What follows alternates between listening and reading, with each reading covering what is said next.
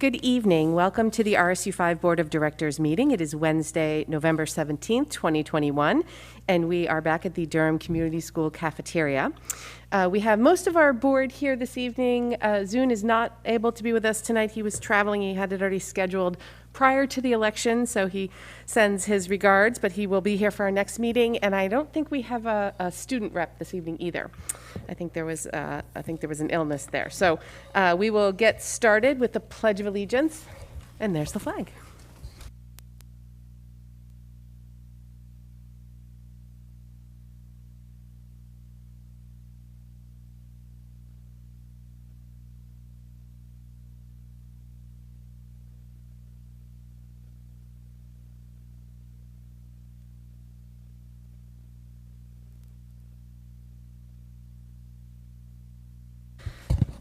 These seats are very low when you sit down in them, so just be careful. All right, so do I have a motion for consideration and approval of the minutes from the October 27th, 2021 and November 3rd, 2021 as presented, barring any errors or omissions? Vali and Mara, thank you. All those in favor? Great, none opposed. Adjustments to the agenda? None. None, perfect. Move right on to good news and recognition. I think Dr. Foley will be stepping in for the student good news. Yes, I could do that.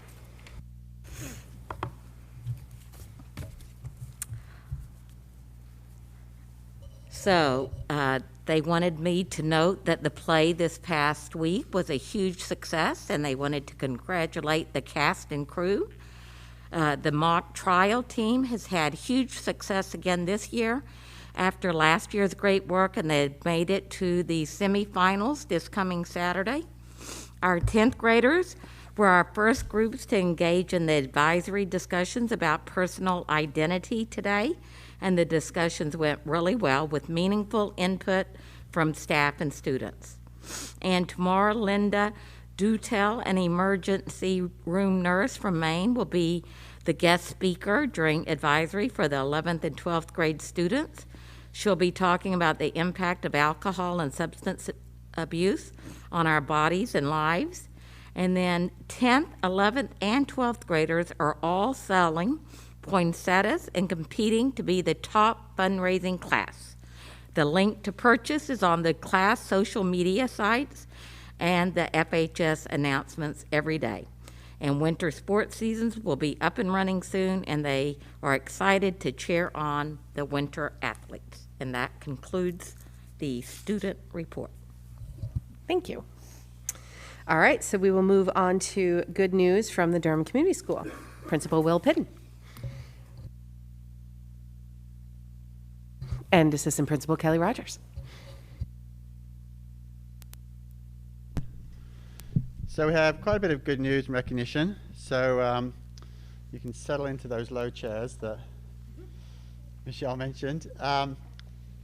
But quite a lot to catch up on, so we thought we'd share a few different things. Starting out, I just wanted to share with you what's been going on in 7th grade science. We have a new teacher, Ms. Somi, and she jumped right into a grant that we had originally signed up for between Gulf of Maine Research Institute and Bowdoin College. And the focus of this grant is looking at the impact of modeling in science. So really supporting students in developing models to test their questions and having them identify the kind of modeling that they would do to try and come up with data that would support their hypothesis. It's one of the hardest parts to do with student scientists. So the process is very much around field work, observation, developing a question, modeling it, observing it, and refining it. So this has been done in the context of the invasive species work through citizen science, which has been an ongoing sort of project with schools in Maine, very much looking at invasive species in terms of crabs. And what was different for all of us this time around was that our students initially went down to Wolf's Neck, just found what they could find, build some tanks, take time to just observe, and then from their observations, start to then pose questions and then try and figure out how would we model a scenario to test that question? So we have 3 sections in 7th grade. Each group got to develop their question, and that resulted in 3 different tanks. One group wanted to look at how would the crabs behave if there was more places to hide. How would the crabs behave if there was fewer places to hide, which was another group's question. And another group wanted to look at, does it make a difference if it's like a tidal or different depths? So they had created a scenario by which that could be tested out. They create these models, they test them, and they continue to observe and gather data as they go.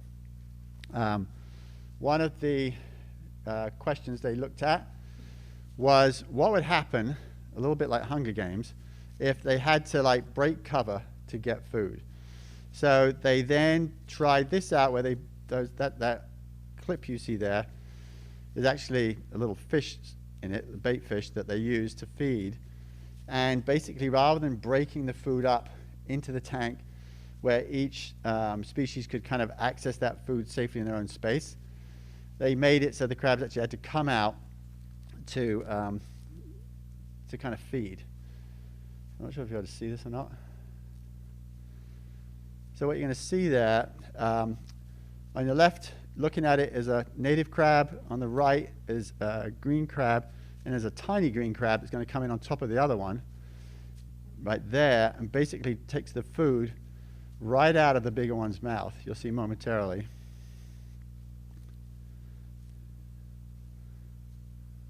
He's not done.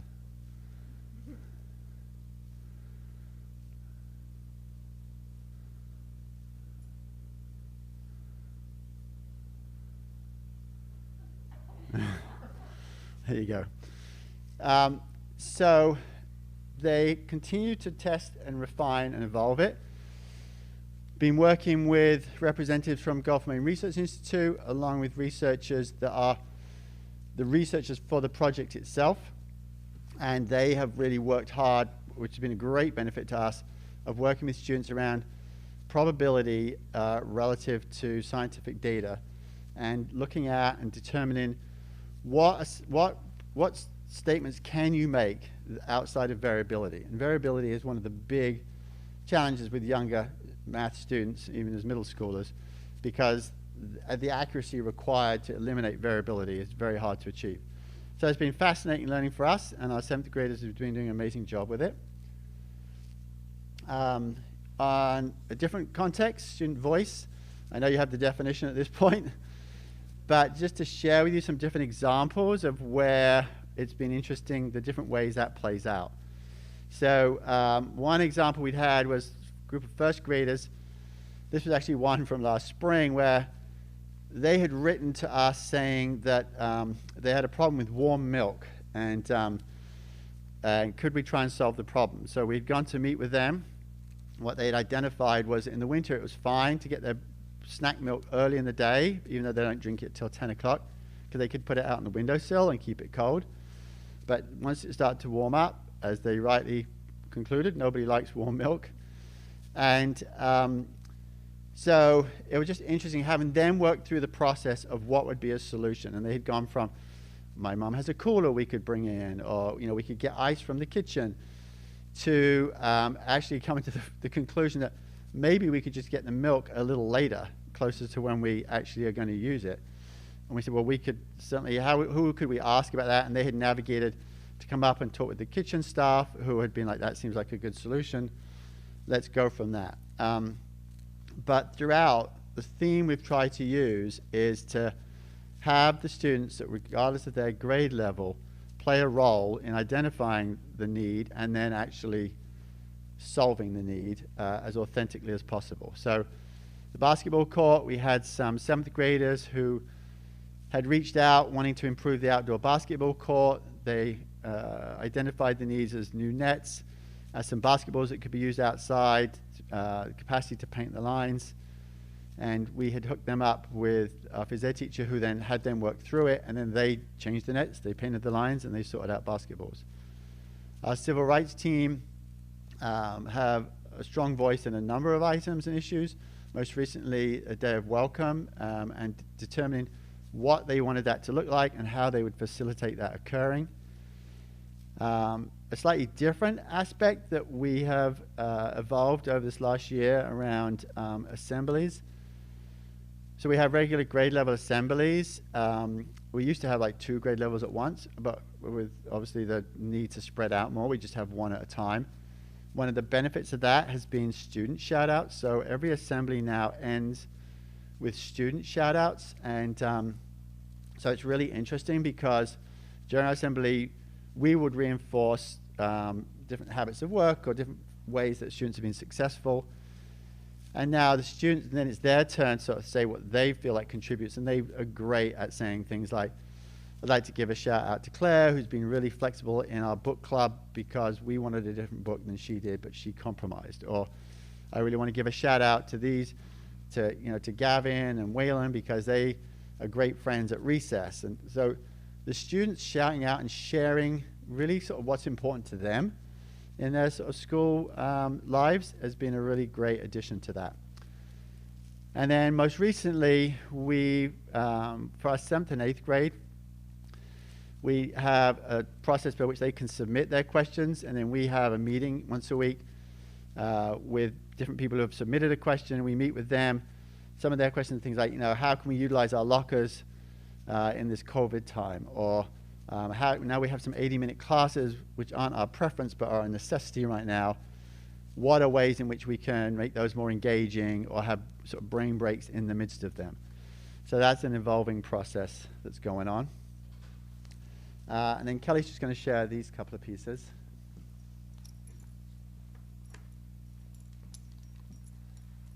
Okay, so for Extended School Day, we, due to some of the grant money that has become available to us, we are excited to be able to offer some before-after-school tutoring sessions for some of our kids. We've had to prioritize a little bit just based on numbers, but we have basically created 3 8-week sessions across the rest of the school year, and we put it out to staff who are excited to continue learning on either at the beginning or end of the day. So it can range from like one-to-one tutoring to small group tutoring. And they can target math or literacy skills, or right now focusing on the population of kiddos who are in interventions already, so we're kind of giving them an extra dose. And we're really excited for our very first round ever. We have 20 Tigers participating from grades first grade up through the middle school. So that's really exciting. One of the interventionists who works closely with the kiddos made a comment today that she was excited to talk about how a couple of the kiddos really have made the overcome the hurdle that they had been experiencing just during the day. So that's only based on a couple of kids, but so far the preliminary feedback is that it's been really powerful to have the extra dose. So that's been really, really positive. We're excited to see how that might be able to even grow. So we're excited for 20 kids. And then our DCS care team has been continuing to evolve. We thought it'd be a great good news and recognition just for the team. This is a team that was kind of born in March of 2020 when we were all in remote mode. And it was a team that was initially designed to support families, as we know that families were in all kinds of circumstances during that time. So helping them get access to food, or helping with some social emotional support as kids had all of a sudden lost contact with each other. So it just was sort of designed to kind of go where the need was. And since that time, our care team has really evolved, and we're very proud of where it is at this time. This year, the new addition to that is that we have been able to extend to community collaboration. So just as an example, we put out our first big project to support families with the upcoming Thanksgiving holiday. And we put out a sign up, and we had an absolutely overwhelming response to that. We're incredibly proud of our Durham community. We put out a request for like 135 items to support 5 families, and 122 of them have been filled, which is incredible. So we are excited to be able to support 5 families with full meals, and in addition to that, giving them gift certificates in their baskets. So Will and I will deliver those the day before Thanksgiving to those families. So we haven't been able to be that specific before with our supports, but we continue to grow and coordinate the specific needs. You know, we always have people reaching out saying, how can we help? And it finally feels like we're in a place where we can have a really coordinated effort for that. And we continue to really focus on breaking down barriers for access for families. And so it's just kind of evolving with what we're seeing. So. All right, that's it. Over the course of a year, it feels like there's quite a lot of good news to share, so we've kind of stretched it out a bit, but thank you very much.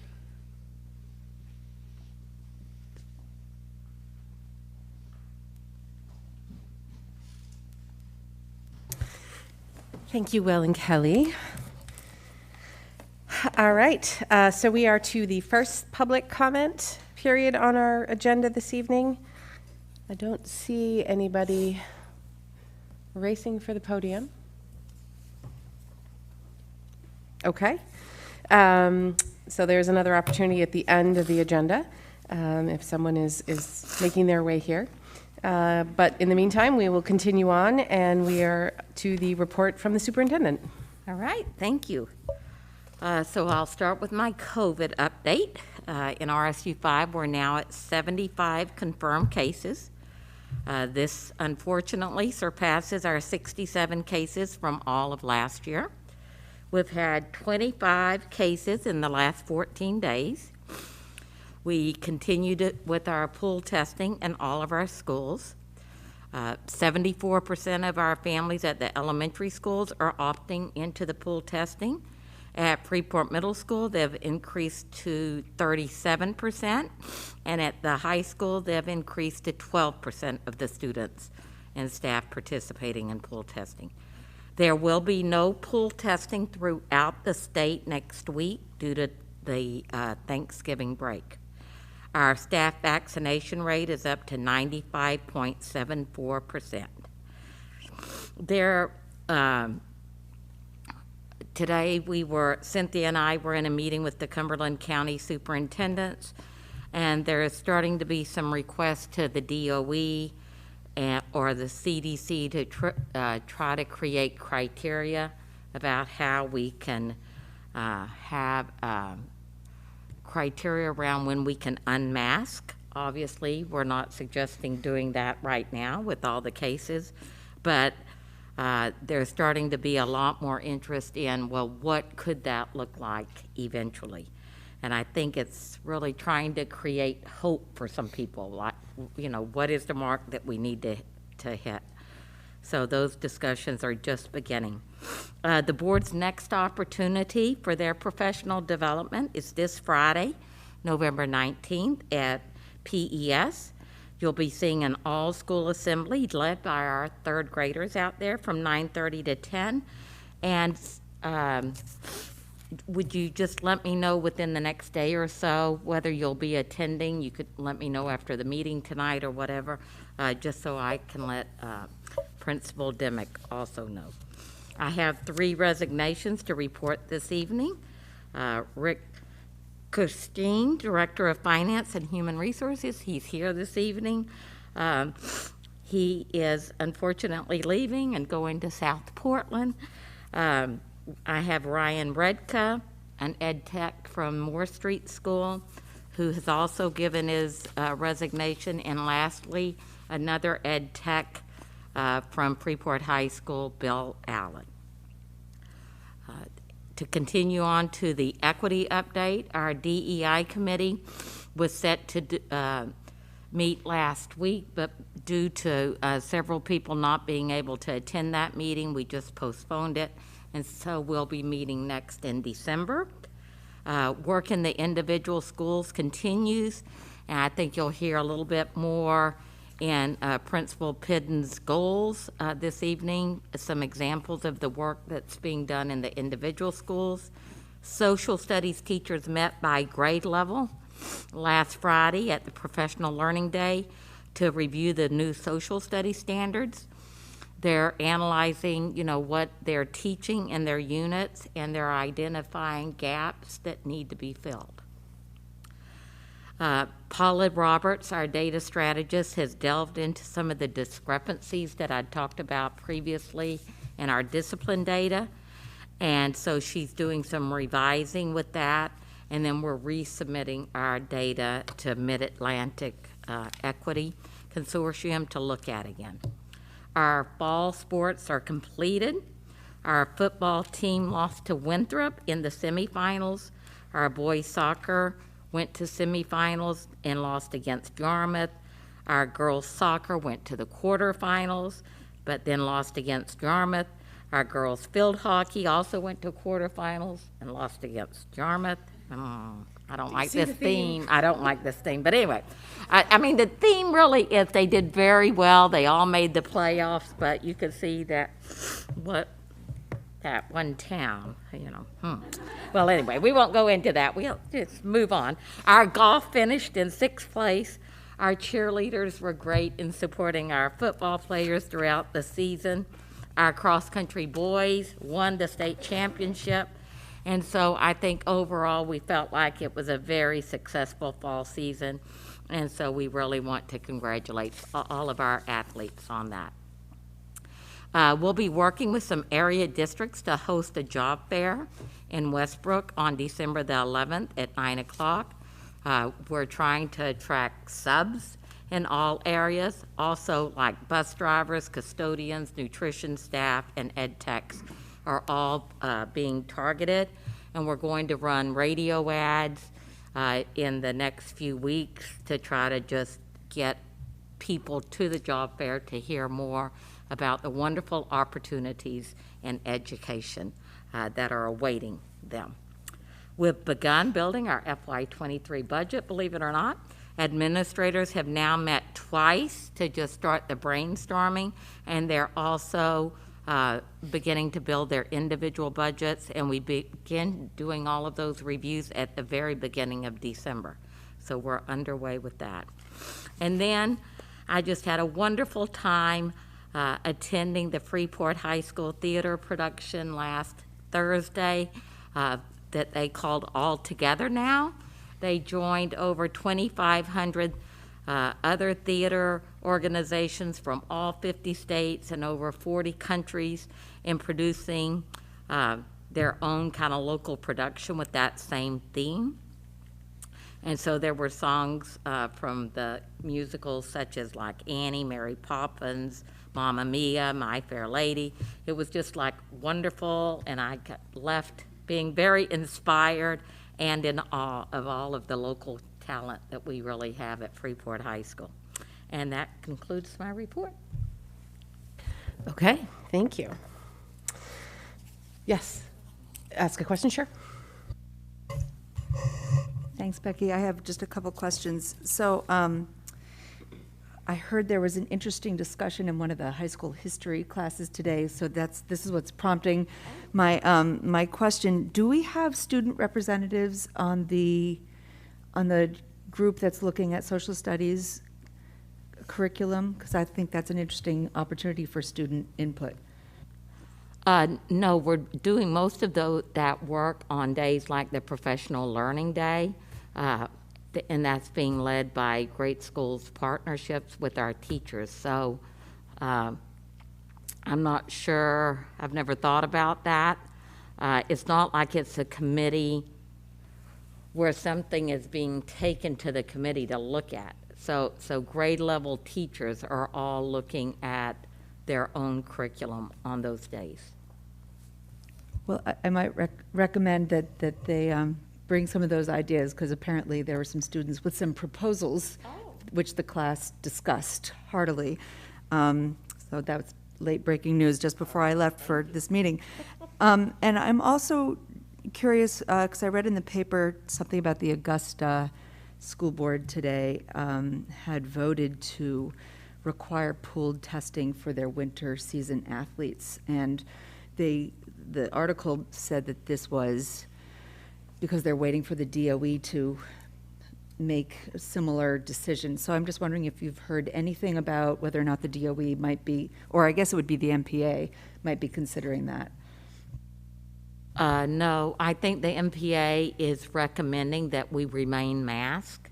I think there are some districts throughout the state that are really not wanting their athletes to remain masked during games, but I would say that the Cumberland County superintendents are pretty together on wanting us to all remain masked during games.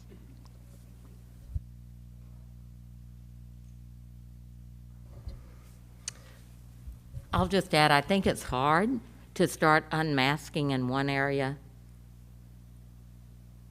And I think that was part of the discussion today. Like, then what do you say to the choral group? What do you say to the theater group? What do you say to the kids in class? So, I mean, I think that the criteria that's being considered, I think there are states like Massachusetts that already have created that, and maybe, you know, the state of Maine might look at that and then revise it. A lot of it's around vaccination rates, and of course, I think we would always want to look at what our local cases are, and currently ours are not going the way we would want them to do to make that recommendation yet. Maddie, was the Augusta vote to pool test in place of masking, or just in addition? In addition to. In addition to. But what wasn't clear to me, maybe I needed to read it more closely, but I think that it's because some of the teams that they might be playing might not be masked. So they might require it for their teams, but it might not be all of their opponents. So I think they wanted that additional layer. Because we don't necessarily play only in Cumberland County schools, right? I mean, while Cumberland County superintendents have sort of agreed to that, I mean, they were playing Winthrop last weekend, right? I mean, that's clearly outside of the county, so. Yes, but I think the MPA is requiring, and I'm looking at Craig because he may know more than I know right now, but I think the MPA is saying that they're recommending or requiring, like when we get to, let's just say that our basketball team goes to the quarterfinals or semifinals, that they will all be required to be masked. Yeah. Last year, the Maine Principals Association came out with every 3-page protocol for every sport.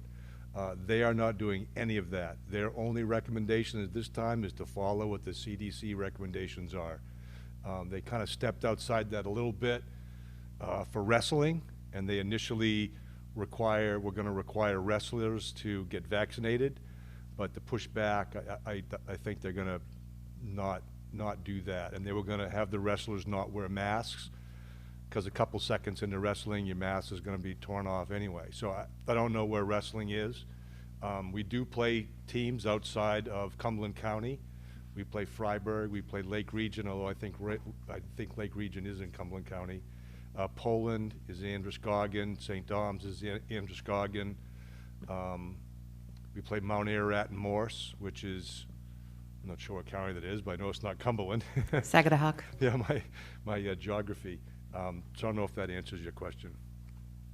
I think Coney was only indoor sports, not outdoor sports, but I could be wrong. So in Augusta. So they're not even requiring, well, I guess the CDC is still recommending. Well, are they? I don't know. Well, it's just a recommendation. Right. So nobody's required to do anything. It's a district by district situation. Correct. And right now, I've said to Craig, if there's a team that's not wanting to mask, I think we just wouldn't go there, because I think it would put us at it would increase the health risk, but I think it would also put our players at a big disadvantage to be playing with the mask if the other team isn't. Maddie? You know, I don't know if this is something we would want to entertain or not. You know, requiring pooled testing is a step that I think would have to require a lot of discussion, but I am a little bummed that our rate at the high school is only 12%. That seems kind of low, and I understand that the vaccination rate is fairly high, and that maybe that's why, but I'm just wondering if there are things we can do to encourage more of our students and maybe our athletes to incentivize them to participate in that pooled testing. Yeah, I guess I wouldn't expect it to be any higher. I mean, given what we think the vaccination rate is, I feel like if you're vaccinated and fully masked in school, I mean, what's the upside to the pool testing? Beth? Are you really asking? I would say that the upside would be that you would find cases that could potentially, not be identified because they're asymptomatic. So, I mean, even though you're vaccinated, there, as we know, it protects you from getting severely ill, but there are still cases going around. So, I mean, I would think that if more people participated in that, we would be able to identify more cases that, would be. But I don't know, that doesn't make any difference in what the protocol is as far as the school goes? Right, because if you're pool testing and you come in negative, but you're vaccinated, you don't have to quarantine. You don't have to quarantine in either case. And I think that was the big upside for parents anyway, was the elimination of the potential 2-week quarantines. So, Maura. I just wanted to say I got an email earlier today saying that there's going to be winter sports guidance coming out and asking me to vote on it as a board member of the MSBA, so it will be forthcoming. And that would just be sort of guidelines? Because they don't have any governing power over anything, right? Yeah, I think they're just guidelines. It's whether the organization would sign on with like MPA and all the others to agree on the guidelines, kind of like they did last year. So I haven't looked at them closely enough to be able to say what they are, but yeah, I think they're just suggestions. That's right, actually, because last year with the MPA and the MSBA, they diverged from each other, right? One said one and one said the other, so, okay. All right. Jill. Can I just ask a question? When you say your winter sports athletes are going to be masked, that's including the sports that are outside too? No, not skiing, right? Not ski, thank you, Jill. That's helpful. No, if they're outside, we didn't mask with our fall sports, and we're not planning on masking with our winter ones. Thank you. Okay. So where are we? So we are at administrator reports. We will start with finance. Rick.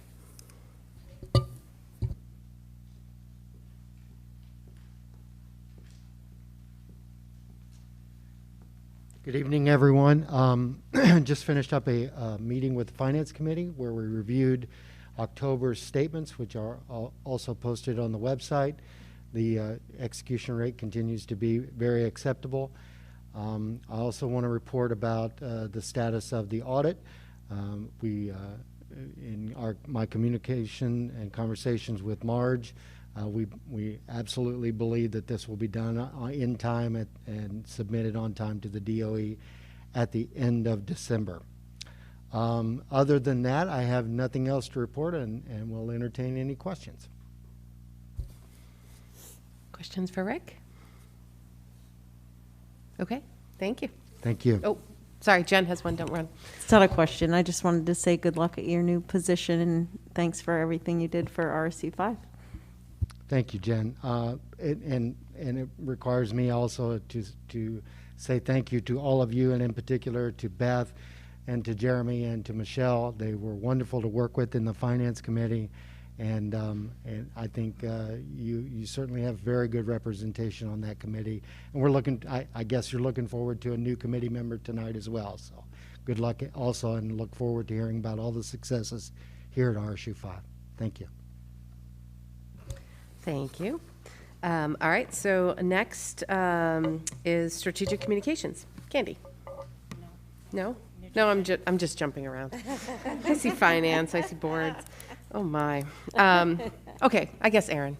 You can go up next. So nutrition program goal overview. Aaron Dow. Good evening. So as I reviewed my notes for this evening, is this the mic? It was probably the first time in my life that I wish that I had more time to speak in public because what my staff went through and what they rolled with and absolutely slayed would really take me hours to explain. Last year at this time when I was here, I said that my biggest takeaway from the previous 6 months, 3 of which were a shutdown here at the district, is that while we can't predict how long this pandemic's going to last, we can probably all agree that we've collectively lost any expectation that we can expect anything status quo for a long time, and that certainly was the case last year as well. The interesting thing about running a federal program during a pandemic is that the rules still exist, just like education rules still exist. So even when the oversight agencies issue waivers to streamline the access to meals, the nutrition standards still apply. We remained under an obligation to offer meals to our students on each learning day, even if they were learning at home due to cohorting or because they were quarantining or isolating. And when your program's financial solvency kind of relies on how many trays go through a cafeteria, having a large percentage of students at home every day was definitely a complicating factor for us. So even though meals were free to students all year because of the USDA waiver, and reimbursement rates were higher because we were operating under the summer food service program, we still had a lot of obstacles to overcome. But on top of that, we still wanted to remain true to the district's priorities to support its student health and wellness and thus their ability to be educated. So much like the orchestra that continued to play on the Titanic as its tilt started to be a little worrisome, we retuned our instruments and we kind of adjusted our music stands to the newest not normal, and we got back to work. So we became a collaborating, innovating, grant writing, takeout offering, off-road meal delivering, vacation and summer meal providing school nutrition machine. And we worked with community partners like Freeport Community Services and Full Plays Full Potential to maximize our reach. We applied for and secured large grants, including our van, Miss Daisy, that allowed us to provide over 3,000 meals over February and April breaks and deliver meals to housebound students. And we only got it stuck once, even though it snowed during both times that we used it. So we wanted to thank Big Mike and Little Mike for getting us out of that pickle, and also for their very artsy photo of the incident. We adjusted our meal service models within the schools so that we could maximize distancing and ensure safety. And we spent a lot of time creatively rebranding and marketing these now free meals to overcome the pre-existing stigma that didn't just go away because it was free for everyone. So we debuted the Cluck Norris sandwich, for example, at the high school, complete with meme posters that said that COVID needs to get a Chuck Norris shot once a year. We provided Laugh and Learn with their daily snacks, which allowed us to earn the federal dollar reimbursement for those and saved community programs several $1,000s. And realizing that the more complicated COVID morning routine was making it challenging for students to get to the cafeteria, we had students at Freeport Middle School and Mass Landing School. We changed that breakfast model up, and we started bringing the meals to the kids.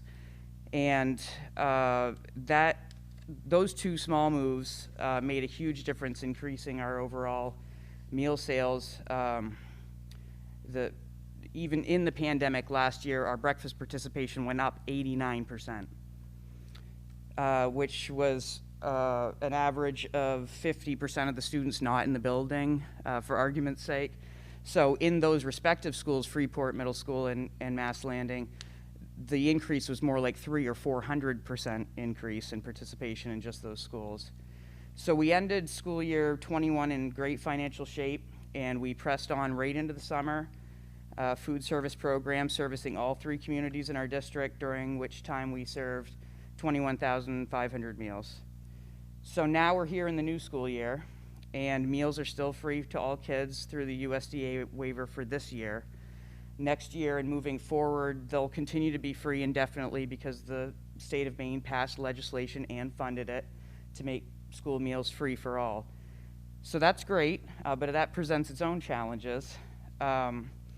So right now with our schools in person, full-time, and now that students and families are taking advantage of these free meals more, our lunch sales through November 1st of this year are up 40% over the last normal year, 2019, and breakfast is up 124% district-wide. We continue to provide meals to students who are learning remotely.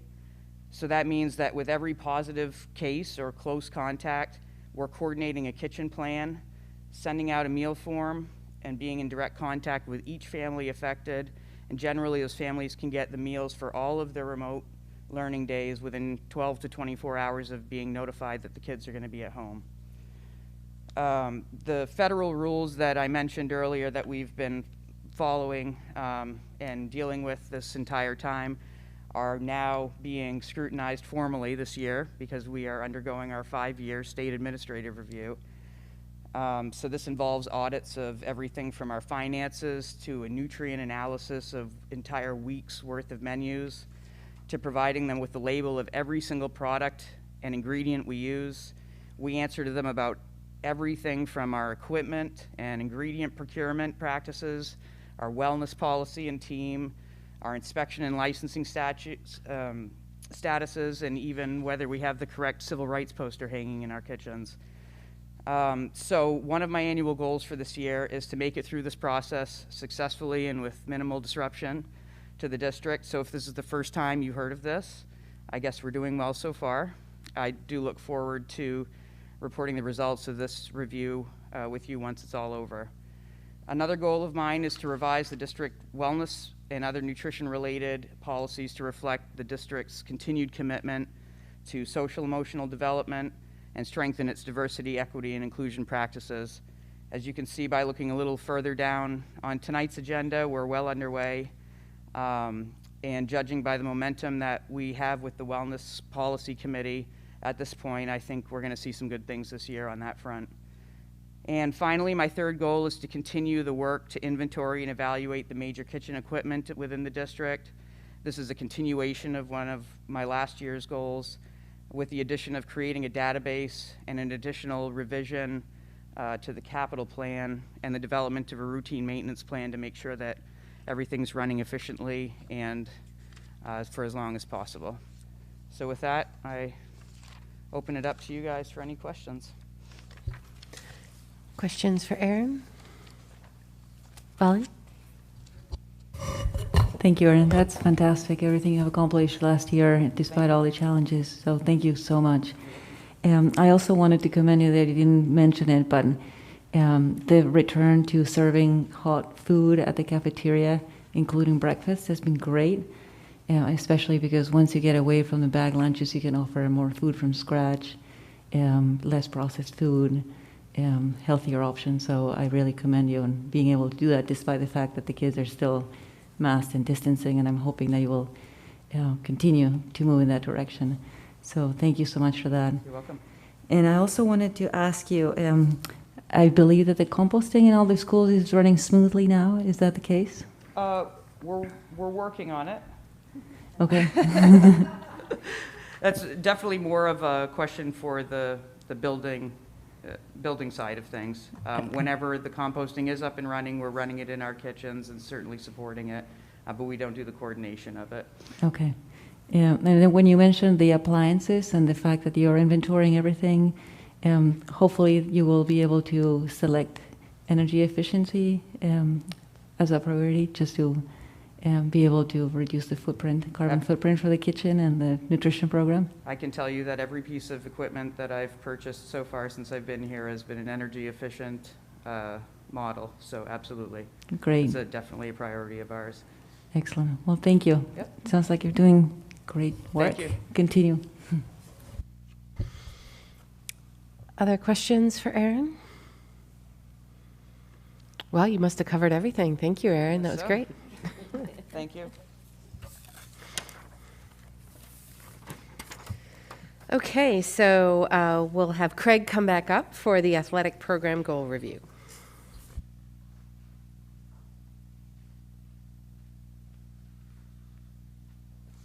Good evening. I believe you have the documents there with you, and I'll go through them with you. The first goal was to broaden and enhance the athletic department technology. Last year, the National Federation of High Schools offered every high school in the country 2 free cameras because they knew live streaming was going to happen, and it did. We had to pay for the installation, which we used the CARES funds to help, to not only help to pay for the installation of those.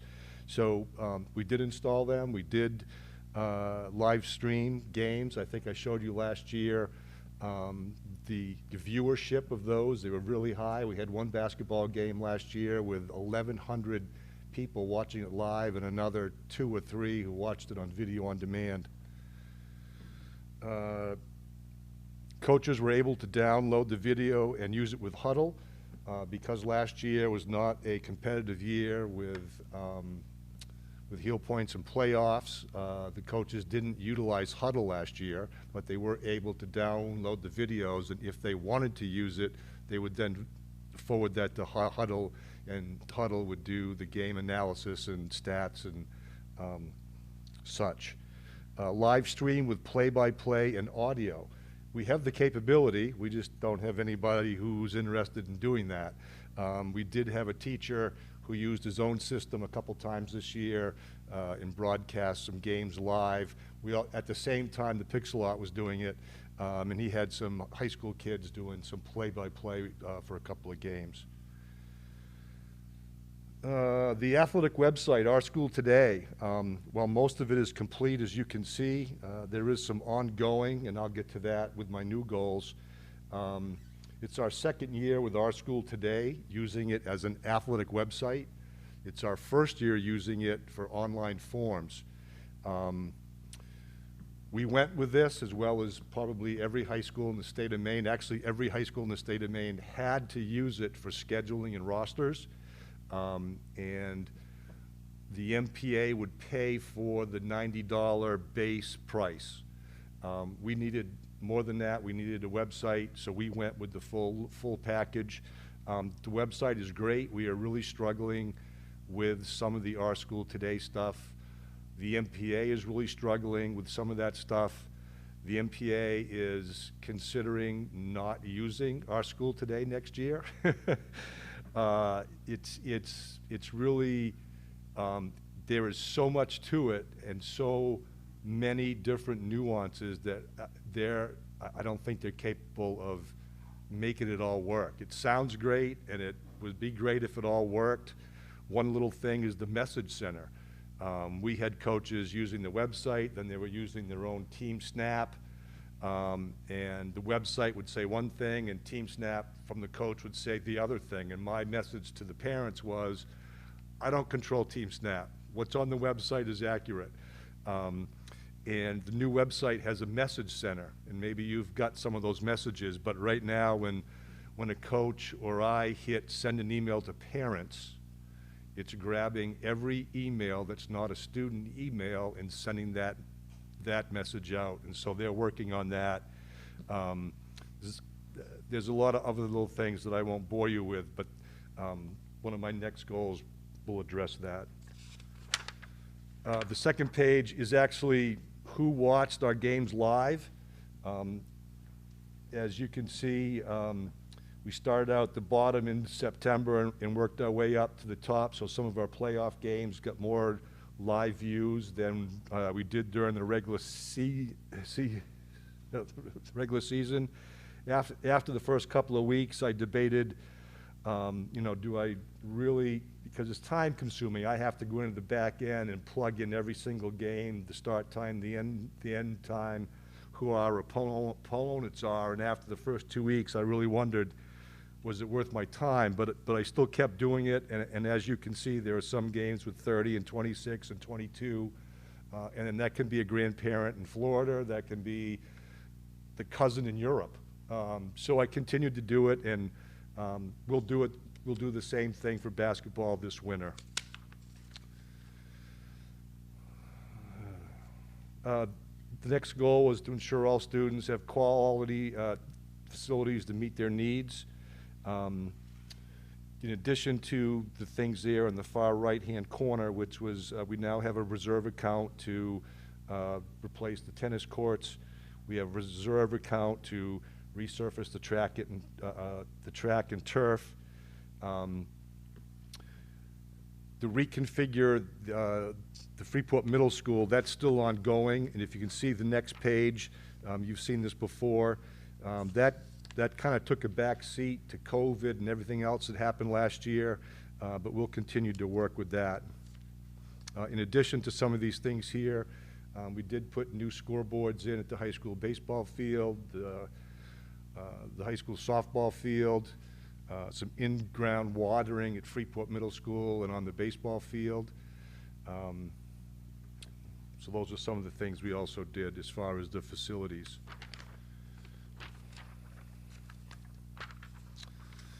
The next page is this year's participation numbers that have been updated. As you can see, for 1920, the numbers dropped severely in the spring. We didn't have a spring. They kind of bounced back in the fall. Our numbers were pretty consistent in the fall from where we've been. However, the middle school numbers weren't.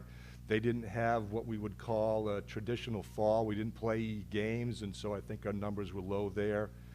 The winter numbers from last year are low. We didn't do indoor track. Even at the high school, we didn't do indoor track. Indoor track is run at colleges, and they were all shut down. At the high school, they did try to do some indoor track in the hallways and running outside, but there was no jumping, there was no throws, and so our numbers were down there. This fall, our numbers have rebounded pretty much at every school. And then the season results. The superintendent just read off what happened this fall. It was very exciting fall, and the end of the football game was probably one of the most exciting ends to any game we had this year. So we had a state championship, the cross-country team, the boys, and Eli Spalding was an individual state championship in the sport of golf.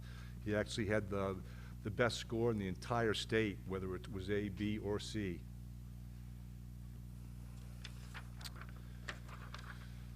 All right, goals for 21-22. This is kind of an ongoing goal. Most of you who've been through the budget process have seen the proposed funding of sports and new teams, and we've added a lot since that time. Since 2004, when the proposed budget form came into effect, we've added football, indoor and outdoor track, girls and boys ice hockey, fall cheering, winter cheering, swimming boys and girls. At the middle school level, football, cheering, and indoor and outdoor track. So that we continue to do things, monitor what our students would like to do.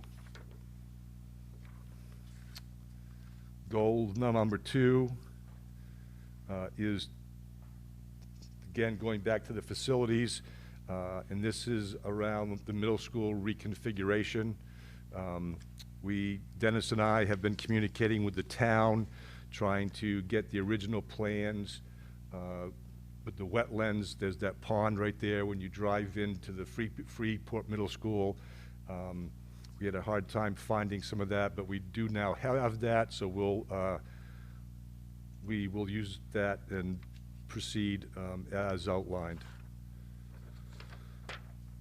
And goal number 3 brings us back to the technology. I think my administrative assistant and I really need to think about what's best for us, what's best for our school, what's best for our students and our families, what's easiest to use. That's also going to, that decision will also be weighed on what the Maine Principals Association is doing. You know, what are they going to require and ask? So that's going to be a huge decision, and you know, I would hate to think, you know, if we didn't do Our School Today online forms, we would probably go back to using Power School. We had used Power School for online forms for, I don't know, 4 or 5 or 6 years. So if we didn't do Our School Today, we would probably go back to Power School.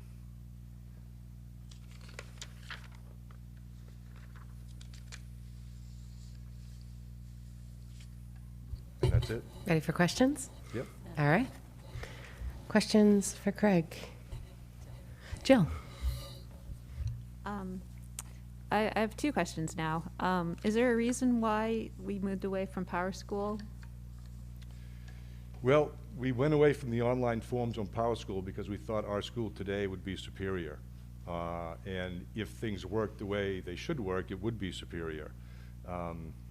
We can't right now pull out a single team's report of who has their online forms or physical done. We have to grab an entire sport. So if we want to check the girls' first team soccer team, we can't just pull out the girls' first team soccer team. We've got to pull out all 52 girls and then go through that and find out. You know, it doesn't sound that difficult, but when you have 35 teams in a year, you know, in one season, it's just not easy to do when you have to find out what kid has a physical and they can't play today. So it was really difficult to do that. Okay, thank you. So my next question, looking at the numbers of participation this fall at the middle school, it seemed low. And then, you know, from conversations I've listened to just my short time on the board, I wonder in your goal 1 and 2, especially I'm thinking it probably in goal 1, is there thought to having resources to make sure students at the middle school level and the high school level can get to and from practices? Because I feel like that sometimes might be a barrier for some students. Well, at the middle school level, all of our practices are right after school. They don't go home. They stay right at school and they practice right after school. Getting home, they have to be picked up by their parents at both Durham and Freeport Middle School. And I think the middle school numbers can fluctuate more than the high school because we're just talking about 2 classes. So if you have one class that has really low participation numbers, it affects it more than it does at the high school, because at the high school you have 4 classes, and if you have one that's not as high as the others, the other 3 can help, you know, massage that a little bit. All right, because I guess I was thinking more like, so like late bus type options for kids who stay after school and getting a ride home, is that a different budget than yours? So we don't have a late bus. It would be someone else's budget. We don't have drivers to fill our bus needs now. And if we took a driver to do a late bus, then we wouldn't have a driver to get all the other teams to the games. We're really struggling with bus drivers. I meet with Joe Pace, who's Dennis's assistant. We meet or talk on the phone every single day to find out and figure out and create a plan on how to get what team where. And we've been really creative, and we made it work. We went to an online permission form this fall where we asked parents to give permission for their kid to either be driven by them, another parent, or a coach, because we just didn't have the bus drivers. And I think we had to do that 3 separate times.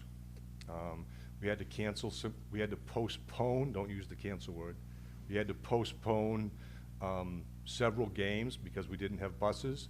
They all got rescheduled and they all got played, but it was very difficult. All right, thank you. Vali? Thank you, Craig. You have on your goal number 1 a reference to expanding extracurricular choices. And everything that we hear from the athletic department makes perfect sense in the world where everyone wants to compete, but do we do anything for students who want to be physically active after school but do not want to compete? Yeah, And is that something that we are trying to expand? Yep, the Wellness Center is staffed. We have a stipend at the high school. The Wellness Center is staffed every Monday, Tuesday, Wednesday, and Thursday for 2 hours. And that's open to not only the athletes, but anybody in school who wants to utilize the Wellness Center. I'm not aware of the clubs or activities at the middle school level that might do something similar. So sports like Ultimate or other sports that are non-competitive, are those offered now? We have in the past had a, the school has not sanctioned or supported Ultimate Frisbee, but there has been a student-led group that has called themselves the Freeport Ultimate Frisbee team. And they have practices and they've gone to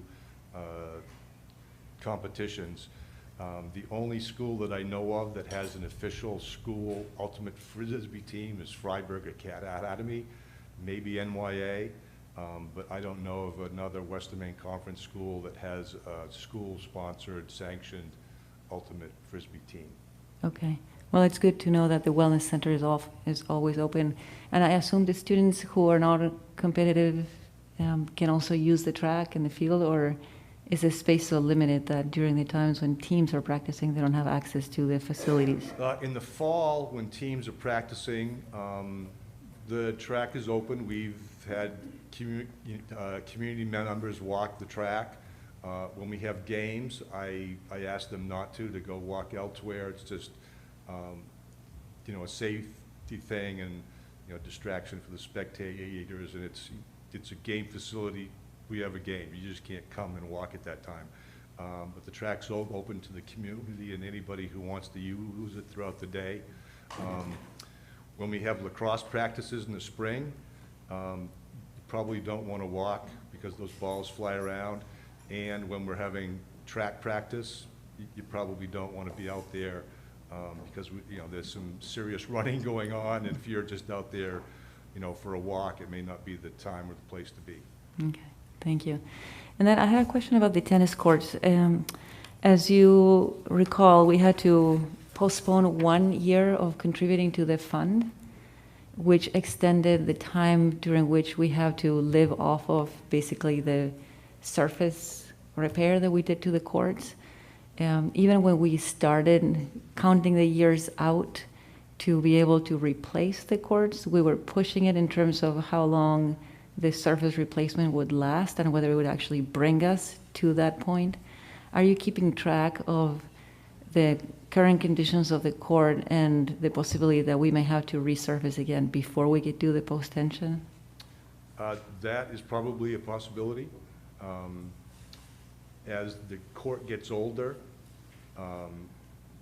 we're just cosmetically fixing it every 5 or 6 or 7 years.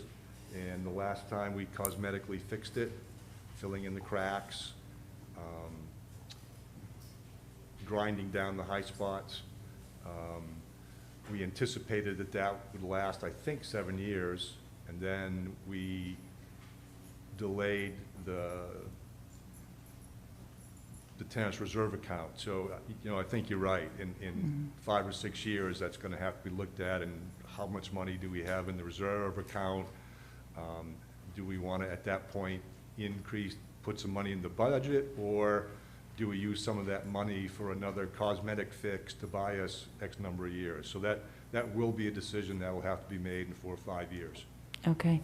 And would it make sense to consider maybe making a bigger contribution every year so that the contribution that we lost the first year gets spread out and the remainder of the time that we gave ourselves to collect the full amount to replace the courts?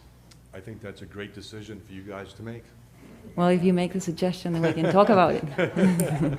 So I welcome your suggestion. So when budget season rolls around, we can discuss it. Thank you so much. You're welcome. Craig, I had a question around goal 2, around the reconfiguration of the fields at the middle school. And obviously, this looks like a multi-year goal for you based on the completion dates out through May of '23. Have you guys started, I mean, I feel like this is going to require engaging engineers, and I mean, this seems like a pretty big project. So is this in the spirit of what's coming down the pike for budget requests? I mean, should we expect to see something around the engineering around this, or? Yeah, so I think our first step, one, is for Dennis and I to get together more with the town engineer and look at the wetlands, maybe send it out to get a ballpark estimate of what someone might think it might cost. And at that point, bring that back to you, and then at that point, that'll be a decision, you know, do we really want to continue with Craig's goal, or, you know, is it not financially, you know, feasible? You know, so what this gives us, so if you look at this plan now, we've got the softball field at the end of Kendall Lane, we've got the baseball field near the school, and in the spring, we have one lacrosse field in the middle. So when everybody practices, everybody's there, and balls are flying in the outfield. We actually had an injury this year. I can't remember if it was a baseball or a softball, hit a lacrosse kid in the arm and injured his arm. So it's not an ideal setup when you have 2 softball teams, 2 baseball teams, and 4 lacrosse teams on one lacrosse field trying to get it all done. It's just not great.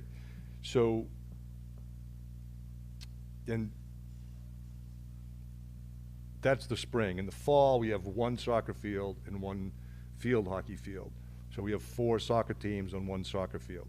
So we're really overlapping and we're overcrowding. What this does is it moves the baseball field more towards the middle, and it creates another field to the left of that. So when you're in the spring season, you could play baseball and softball, and you could play a lacrosse game at the same time. We can't do that now, and that's really a scheduling handicap for us. In the fall, we would actually have 2 soccer fields and 1 field hockey field.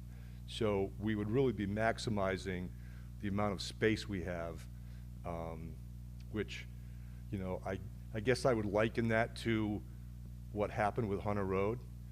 You know, probably in the last 3 or 4 years, the high school's success has really skyrocketed. I mean, we've been in state championships, and I credit 2 things. I credit Hunter Road, because the kids in high school now, last couple years, grew up with Hunter Road. And they had that space, they had those fields, they had that experience, they had the baseball fields. And I think the second thing is the turf field. So I think those 2 things really helped impact the success of where Freeport High School is now. And I think this also will have the similar effect, that it'll just make more opportunities. Thank you. Other questions for Craig? Great, thank you. Thank you. All right. I think we gave Will and Kelly a break. They're back up.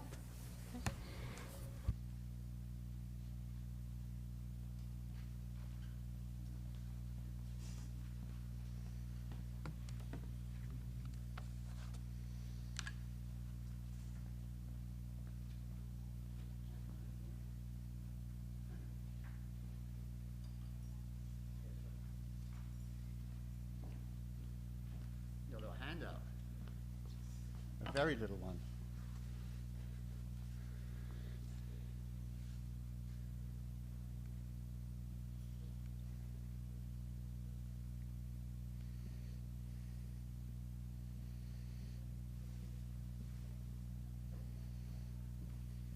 I'll explain it in just a moment.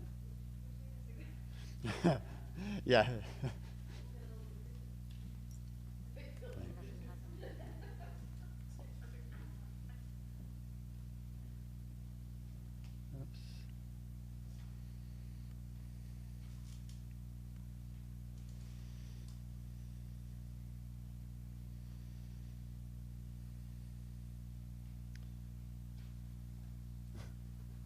Doesn't work.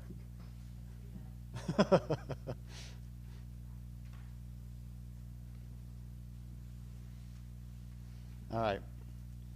Sorry for the delay. We were trying to figure out a slight technical glitch about having the speaker notes whilst also presenting, but so I'm gonna have to wing it a bit. That's all right, 'cause that's generally what happens anyway. So 2021 goal reflections, I believe you all have those from the packet, so you've seen those. Just to sort of summarize a little bit, originally we went into it with 2 goals, which actually sort of get replicated in this upcoming year's goals, you'll see in a moment. But the 1 goal we stuck with last year, as you remember, we sort of limited new learning and demands on staff last year due to all the other demands of hybrid and remote learning. But we had stuck with this goal around diversity, equity, and inclusion. What we had done to kind of gather the information that you saw in that reflection was that our counselors have been involved with some training taking place down at Freeport High School around courageous conversations, and then led that with our leadership team to identify what were things that we did last year around professional growth and professional learning in the areas of DEI that went well, and then subsequently what were things that we feel like there's more learning to do or next directions to take, and that is what has informed this year's goal. So you'll see there's a variety of different things, different meetings that really moved from like individual growth because the people were in very different places to sort of team growth, working together in groups, and then sort of institutional school-wide growth as we then worked on different initiatives or different tools that we would use on a broader level. So one of the examples that we used quite a bit was this little piece that I just, or that Kelly just handed out to you. This was from a group which used to be called Teaching Tolerance. The group now is Learning for Justice, and they have a number of great resources for educators or for people in general, but certainly for educators. And this particular tool was developed of ways to speak up against bias. And we had started with this and then sort of kept working with it, because one of the things that we found was we would use scenarios right from our own school or scenarios that were provided by Learning for Justice, which often brought in topics that we didn't necessarily experience, but ways in which we would need to think about how would we respond.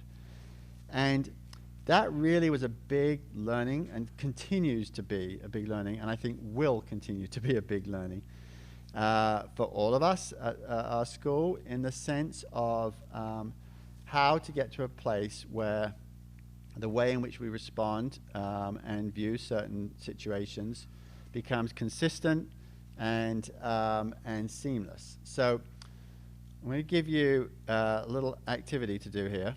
So you all have that piece with you. You'll see that these 4 different areas that they suggested around interrupt, so speak up against bias every time, and some examples there.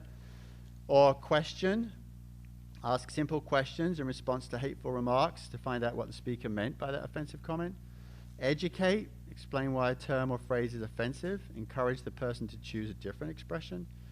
Echo, if someone else speaks up against hate, thank her and reiterate her anti-bias message. This is not a linear process, so it wasn't like interrupt, then question, then educate, then echo. You're kind of faced with making that decision in the moment when confronted with it. And that is hard, is what we found, to feel confident in using the right approach and using the right words in that approach. So I'm going to give you a context to try, which is one that our teachers worked with, and then we're just going to take a moment for you to kind of try it with yourselves. What I will say is this. One of the things we did as a staff that the staff had identified was, in working into these conversations, we met in the same groups each time and then came back to the whole group. And that was because when you're trying this sort of work on, it is important to feel like you're in a safe space, because people are going to make mistakes and feel like, uh-oh, I'm not sure I want to speak and I'm not sure I'm correct. And this is a big part of the work we're trying to do, is to help people feel confident and unequivocal in how they respond. As I say, we're a ways away from that still. People know in their heart what they think and how they want to respond, but they're also very aware of the politicizing of this kind of work, of the range of differences developmentally with children, and making sure that we're doing the right thing, but that we're doing it the right way. So, here's your context, which I can't quite see because I can't see the speaker notes. I may just escape for 1 minute and I'll read it to you. So, whilst walking by the library, a 7th grade student sees the book Anti-Racist Baby by Ibram X. Kendi in the window and starts telling his friends, "We shouldn't even have that book in our library. The only reason we have it is because of 2020 and all of the black people who think they aren't treated as equals." How do you respond? So I encourage you to sort of think about it and then just turn to someone next to you, like turn to a partner there, and just try it on for size. I'm not going to ask you to announce it, but and by all means feel free to make sure your mics are off, but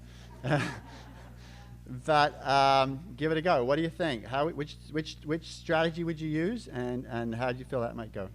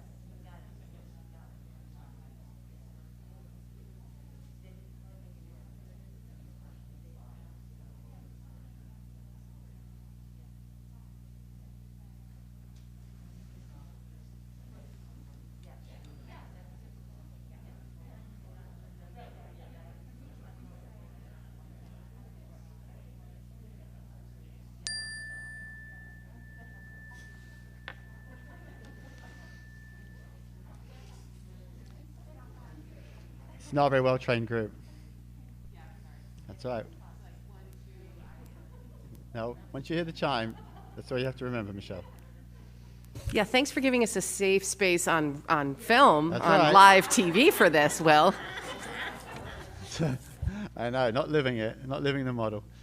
I certainly wouldn't ask someone to interpret what they would do, but I would be interested if anyone's willing to share which strategy they might have started with, if anyone's willing to share.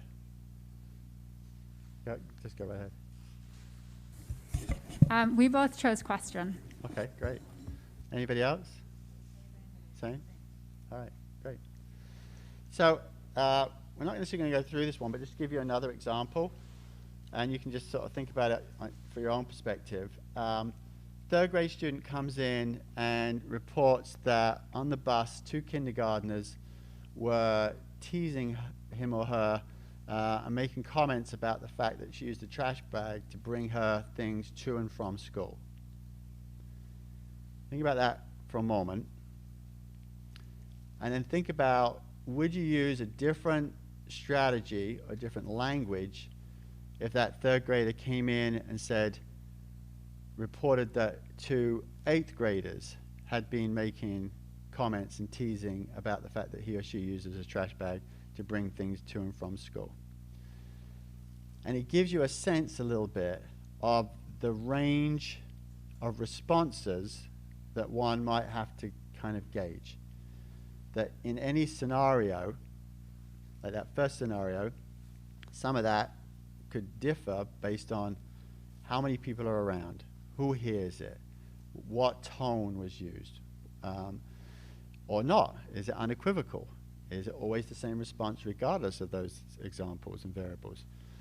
Does our response change to younger children, to older children? Do we make assumptions about when educate would be an important factor to use based on assumptions of understanding because of age? Or what other things do we bring to these situations? So as a tool, we had used this, and then it had become, it generated great conversations, and we think great learning. And so we actually came back to it several times and continued to come back to it because of the fact there are so many ways that a situation may offer itself, from either a diversity issue, a gender issue, an equity issue, from either a socioeconomic perspective or from a different aspect. And to have all of those just like this, again, I think in everyone's heart, especially as educators, it feels very straightforward. But when you then balance that into what is the right way to help this person grow, then that response becomes slightly more complex. So this is just one of the examples of the work we were doing last year, that again, sort of when we came together, having done a lot of individual learning, because people were in very different places to start, and that was one of the things that really came out, that people appreciated opportunity to sort of learn from their sort of baseline or from their previous experiences, and put that into some context, free of judgment. But then as we moved into sort of like group sharing and learning, into like, as I say, institutional or school learning, where we could support each other and then be more consistent with our students. So highlights of what we felt we could do better that came out of the Courageous Conversations work. Scenarios relevant for all grade levels, as I gave the example we just gave, that the different ages can respond differently. And getting really clear about the intent and purpose of certain work, for example, the library audit, as we move from a general understanding of the importance of representation in our materials to then more specific action steps that result in more specific outcomes. And a couple of big ones that really came up was a desire to really learn more about the demographics of our school community, to think about what does diversity and equity and inclusion look like for us. And what came from that also then was this sense of like the need to really involve our school community, so that this isn't something we're doing in spite of or in parallel to, but actually in collaboration with. Because ultimately our students also go home to their families, and it's important that we are able to walk sort of together in this, so that families also, in the same way that you heard Kelly sharing earlier about the care team and the impressive response of the community towards the request to support, helping everybody see that that's what diversity, equity, and inclusion means, as much as other more specific examples of individuals on where there's bias. That if we create a culture where the equity, inclusion are just a given, and diversity is expected to be respected and involved, the ability for us then to transfer that when it's much more difficult conversations, we believe will result in much stronger and richer support. And it was really some of the work that came from the work we did as administrators and other teachers with the CCI work through the main school management last year, where there were monthly meetings with a facilitator who really kind of put into context that kind of work. That he said you can look at examples of very diverse schools or cities or states, and if you try and implement that kind of level of change in a main community that doesn't share those attributes, it's going to feel like a disconnect. One of the sentences he used, which I'm not sure necessarily relates to Durham or RSU 5 specifically, but certainly in some cases it will. And this gentleman was a black principal who has done a lot of training and a lot of support for schools. And his comment was, if you go out and pronounce, about white privilege, you could very well face in Maine someone to say, you want to see my white privilege, to see how that's working out? And immediately you're going to lose people about really important ways of helping children grow to be respectful of diversity, equity, and inclusion.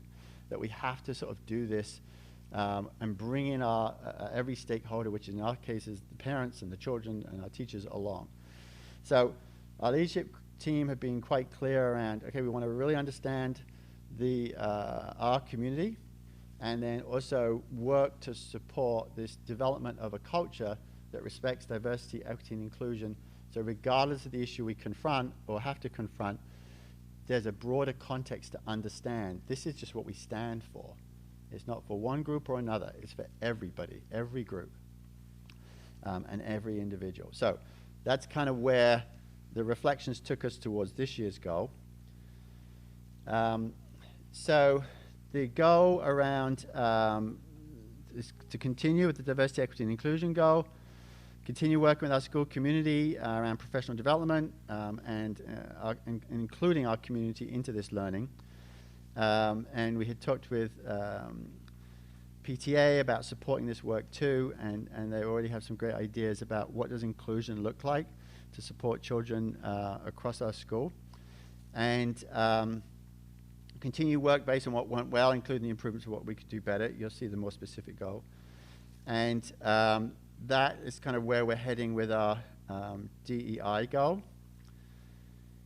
Then our second goal, which is actually goal 1, I got these in slightly reverse order, but that's just the way the slides went together, is to come back to one that we were going to do last year, but we had to defer on because of we were limiting the demands on our staff because of all the other demands on our staff.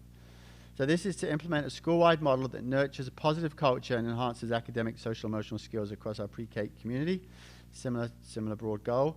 But this is around work from the Responsive Classroom book around the power of our words. So once again, there's a focus here around how do you have language that is consistent for children in our school across the 10 years that they're here, from 4-year-olds to 14, so that the language they're hearing and the responses that adults give them is consistent and predictable, and also builds agency and empowers and expects children to make good decisions and play a role in that work, which is very much what responsive classroom culture is all about. So we are in the midst of this work already. We have the whole school is reading this. Our middle school team are reading the K6 book, which is The Power of Our Words, but then there's also one for middle school, which we lean on there. But we wanted to make sure that our middle school teachers understood what the approach and the language would be for our pre-K5 children, so that they can then build upon that and putting their work into context. I did say to them, I'm not sure it's a judgment on middle school teachers, but the middle school teacher book is much thinner, with more color, big pictures, and text boxes. So it looks like it's being really well differentiated compared to what the K5 staff confront, which is much richer. So we're all reading the K5 one, but then we're leaning in on the 6-8 for 6 through 8. So that work will be done through, again, staff meetings, book clubs.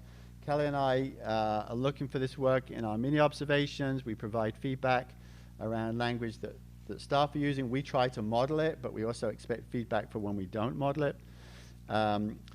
Using different scenarios, again, we're using that same model, but with this tool, so the Power of Our Words. So when we meet at monthly staff meetings on different chapters, we have staff go through scenarios at their specific grade level range. How would we respond to this? What words would we use? A couple of examples there. You might see chapters are things like reinforcing language, sort of seeing children and naming their strengths, or reminding language, helping students remember expectations, but there's a real emphasis upon agency and students owning their learning. So reminding language is not remember to do this, this, this, and this. It might be more about, so before we start on these math problems, just take a moment to think about what tools you would use in our classroom if you needed to refer to using tools. Not, which we might have said in the past, okay, don't forget the number chart is over here, the fraction chart is up on that wall, so you know where to look.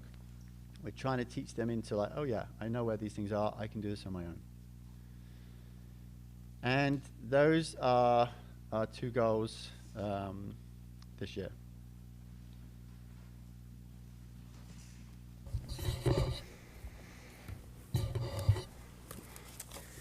Questions for Will?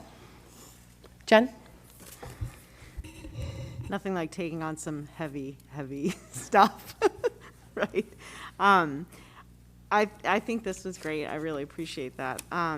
And you did touch on a little bit, and I did bring it up at a meeting in the past when we were talking about courageous conversations about involving the community, involving the families. My experience teaching middle school was that a lot of, especially in middle school, there's a lot of mimicking of, what they hear at home. And I just think you have a really great opportunity to kind of help kids become much more independent thinkers with still having support from home. Because I think that's hard right now. It seems like it's a lot more, unfortunately, socially acceptable to say anything you feel like saying. So I think you guys have your work cut out for you, but it sounds like you have a great start. Maddie? Yeah, I'm really excited about the community inclusion aspect of your DEI goal. I think that's brilliant, and I'm just I would love to see that shared district-wide. I think that could be a really interesting model for a lot of people to follow at different levels. Mm-hmm. We'll certainly share our learning as we go. So, I can definitely see how this method here works with educators and teachers in the schools, but I think there's a real opportunity, to flow down to the kids, right? Like, I would love to see kids interrupting, questioning, educating, and echoing, because I think really we can say what we want as the adults, and there's always that little piece of, well, they have to say that they're our teacher, they're our parent, they're our whatever. But I think it can have even more power when it's coming from their peers. So I don't know if that's part of the plan to roll it down or. So I would say to you that I think for a number of years, actually probably as long as I've been involved in schools, guidance counselors very much work around what do upstanders do? What's the difference between an upstander and a bystander? And I think one of the challenges there is that, and especially when you get to middle school, because I would not want to infer in any way that children are necessarily mimicking what they hear at home. I think one of the things we know about in early adolescence is that they spend 24 hours a day, 7 days a week, 365 days a year, trying to fit in with their peers. And that is a lot of load to carry around. Not for every single child, but for a lot of early adolescents. That's a big demand. So I do think that there are definitely times we have to just remind ourselves that, because often if you're processing with a child, they know what to say. Intellectually, they understand it. They have the language.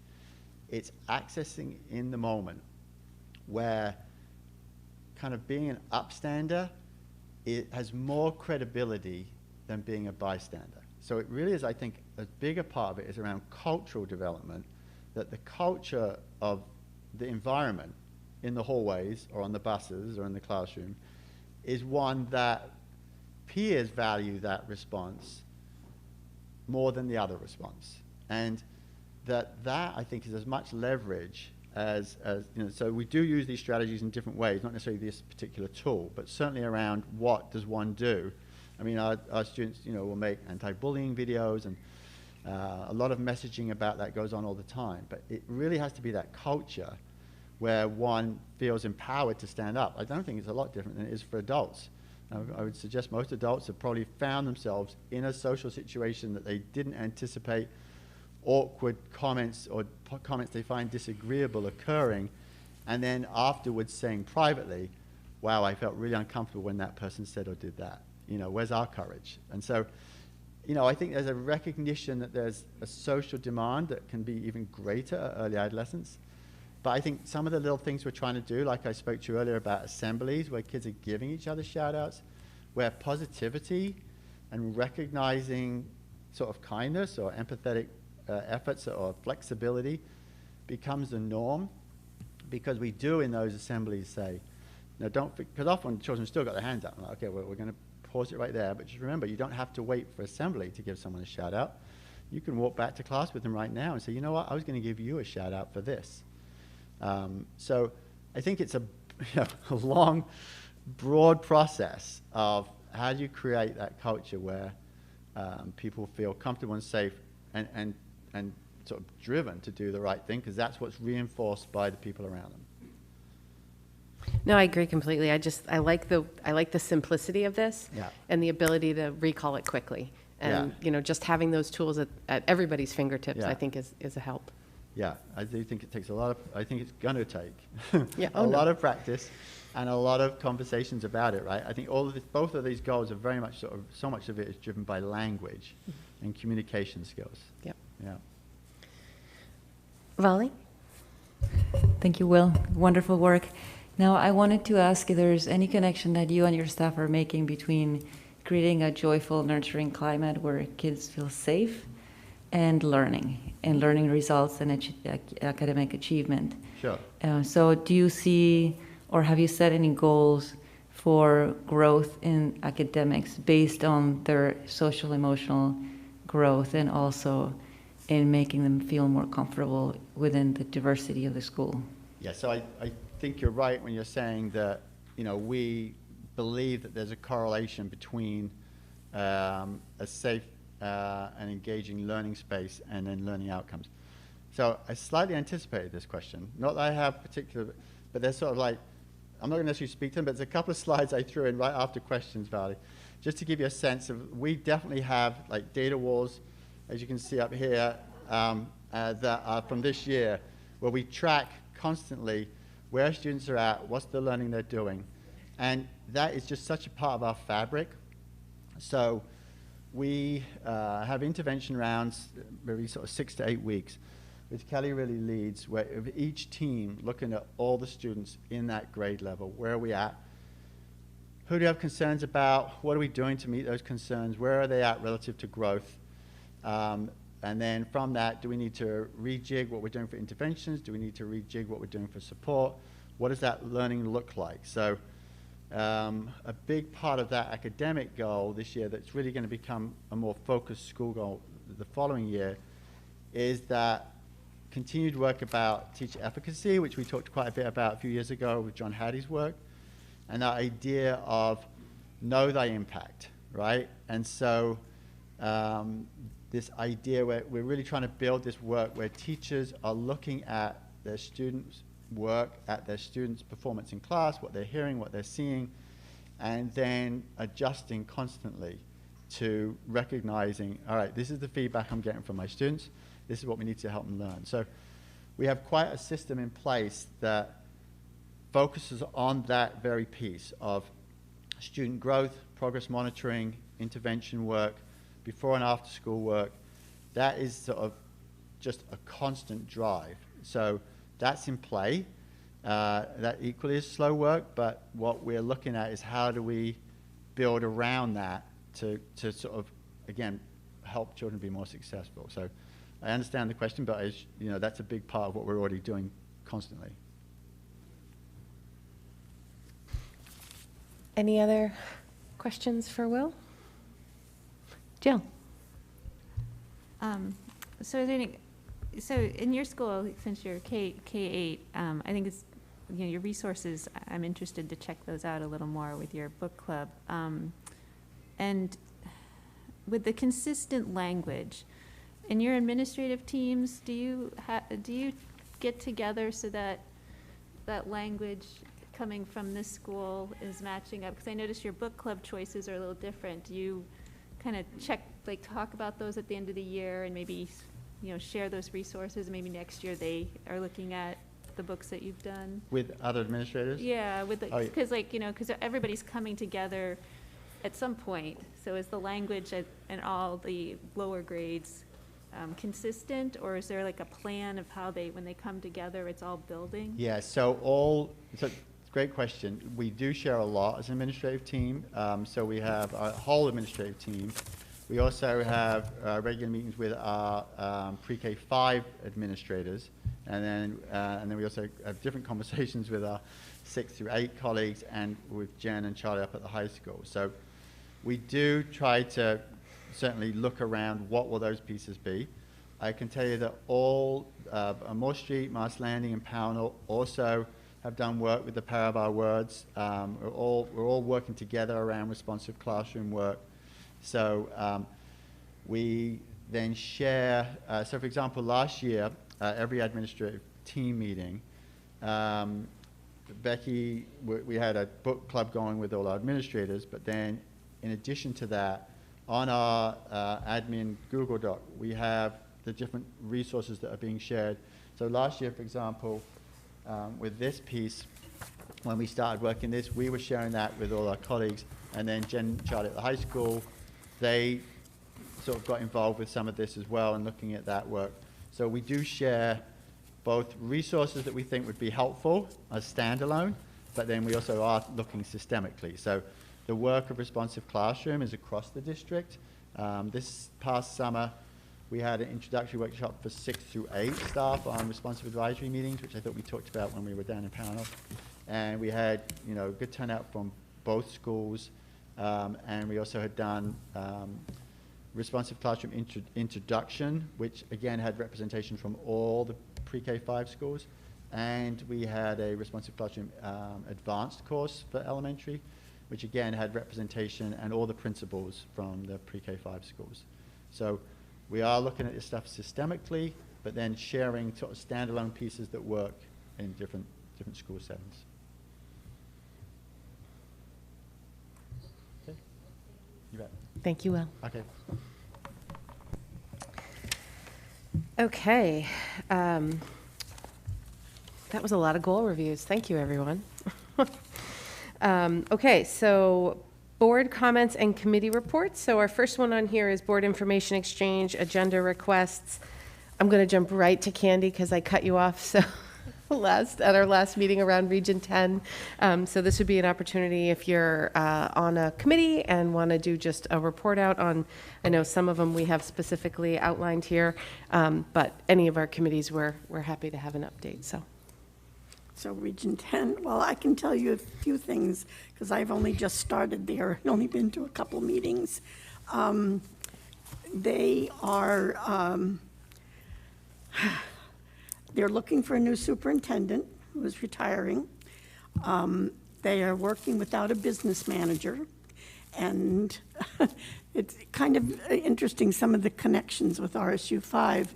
Kelly Wentworth, who used to be here in RSU 5 and went to Brunswick, she is now helping, she and her staff from Brunswick are helping with the financial part at Region 10.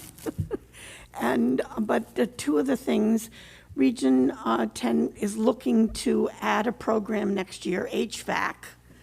And I've learned that their long-term goal, long-term goal, is to be a four-year high school, so kids wouldn't have to come and go, kind of thing. With an okay from you guys, I'd like to ask Karen Van Nostrand, who is our other representative, who's a community member in Freeport, but also used to be on the school committee. And she also, until just recently, was chair of the board there. And if it would be okay to put her on an agenda sometime, in the next couple months to tell us, a little bit more so everybody could know a little bit more about where we're sending some of our kids. Would that be okay with you for me to ask her? Yeah, so anybody have a concern with Karen coming and doing a little presentation on Region 10? I think that's always one of the areas that we're always looking for more info on. And I remember Karen when she was on this board, and she was a great board member, which is why we sort of asked her and tapped her for that on the Region 10. So I think that would be great if she'd be willing to do it. She's willing to do it. Oh, I told her I'd ask you guys to make sure it was okay. And So she's not the chair anymore? I thought she just became chair this summer.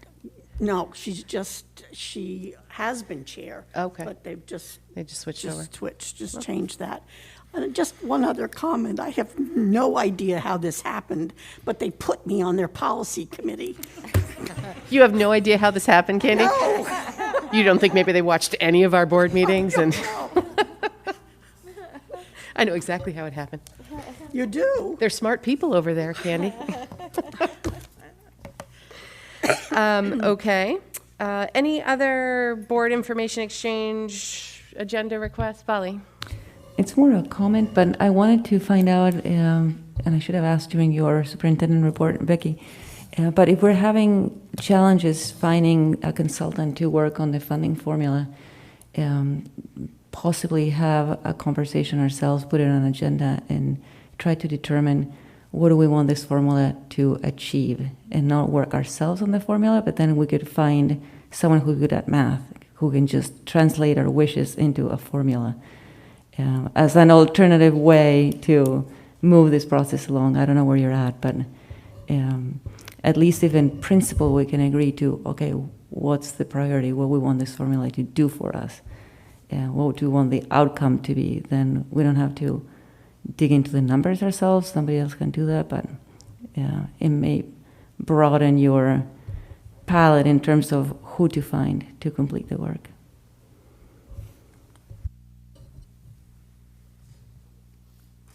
Okay. We talked about it at the Finance Committee for quite a while tonight. There's one person I'm going to reach back out to. She had initially said no, but it was more for this year she was booked. So we're going to look at that, and then from there I think we will be probably bringing it back to the board for a discussion if that doesn't work out. Other comments, questions, requests? Okay, so we will jump to strategic communications. Okay.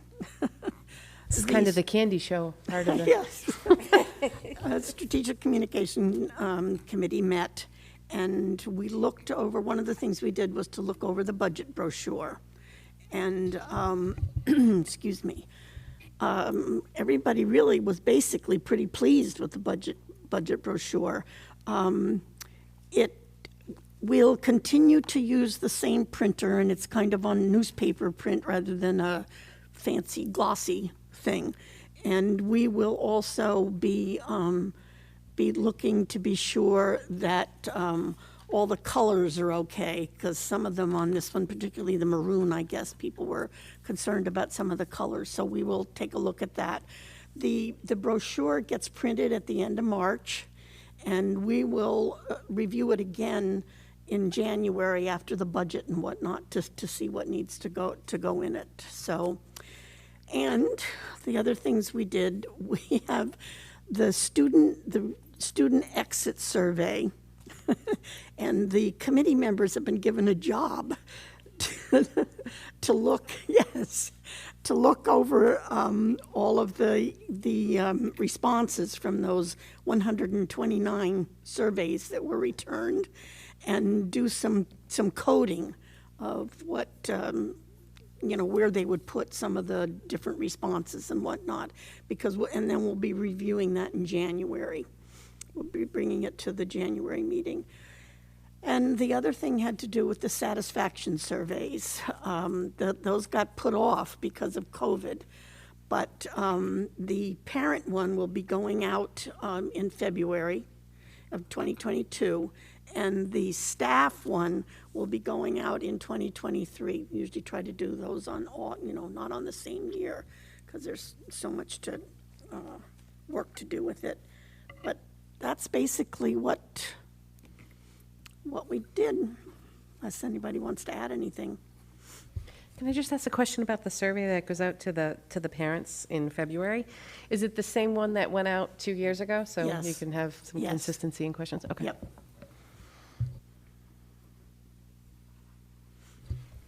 Okay, policy. Candy? Okay.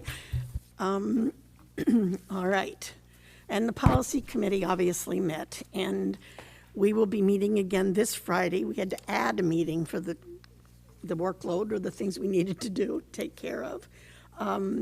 You can see on your, the agenda that there were 5 policies listed.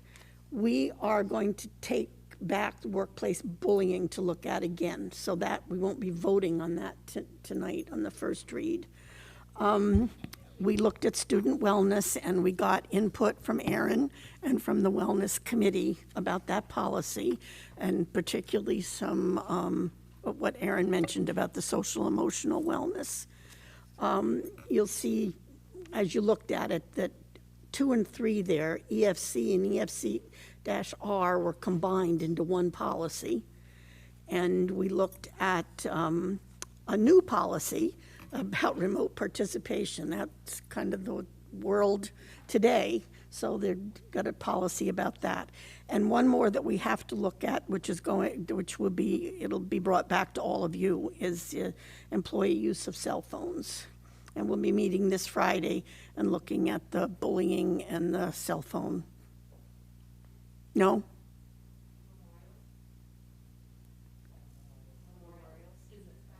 Oh, yes, I'm sorry. The business about having a memorial. We'll be looking at that one, right? Sorry. Is that mic on? Because He turned it off. oh, okay. Can you hear me now? Yeah. Okay. Thanks, Will.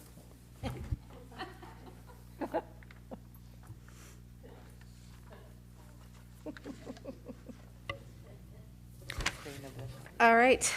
So do you want to just jump right into the policy? Sure, I'd love to, and I'm going to have a friend with me tonight. Erin has stayed on because she has done such a lot of work. We'll start with the wellness policy.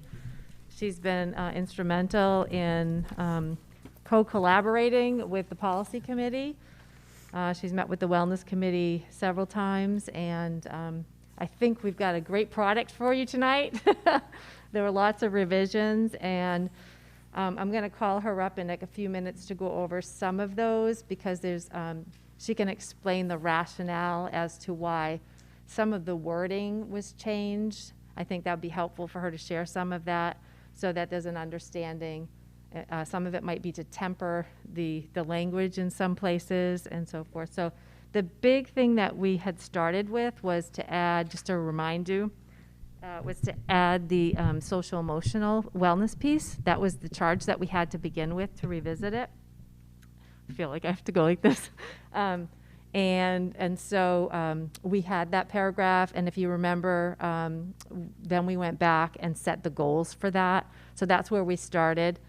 And then I'm going to call you up, Erin, to kind of briefly go through some of those changes, and if it would be okay to ask the questions at this time during this policy instead of going to the end and asking questions. Okay. So go ahead, Erin. So we, like Cynthia said, we wanted to add the social emotional wellness piece to it. It went back to the policy committee to develop some specific goals so that it would follow the same format, where we have a basic statement at the beginning of the policy and the district goals. That process went well. We came to the board policy committee and kind of collectively decided, I think, that we'd just go through the whole thing. Some for grammar, some for consistency, and also because if we're going to add a social emotional component to the wellness program, we're probably going to want to make sure that all of the other language in the program is also kind of reflecting the district's goals. So a lot of the changes in here are semantics or eliminating redundancies. And I think there was a general agreement from the board policy committee and the wellness policy committee that the policy overall kind of had an overreaching vibe to it that we didn't feel was necessary. The district has a lot of policies in place that ensure that student wellness is firmly one of our collective goals. And so all we did were some revisions where we took out language that was already addressed in other existing policies and made some of the language more inclusive and less exclusionary. Do you want to give an example? Did I do a good job? You did. Maybe you could give an example of that exclusionary. Sure. So even just under the physical activity section on page 2, the top of page 2, you know, replacing the existing language, or the previous language, which was to build and maintain physical fitness, with the language to promote healthy lifestyles, we thought felt less exclusionary. Another example, it felt like there were a lot at the time, but I don't think there were a ton of them.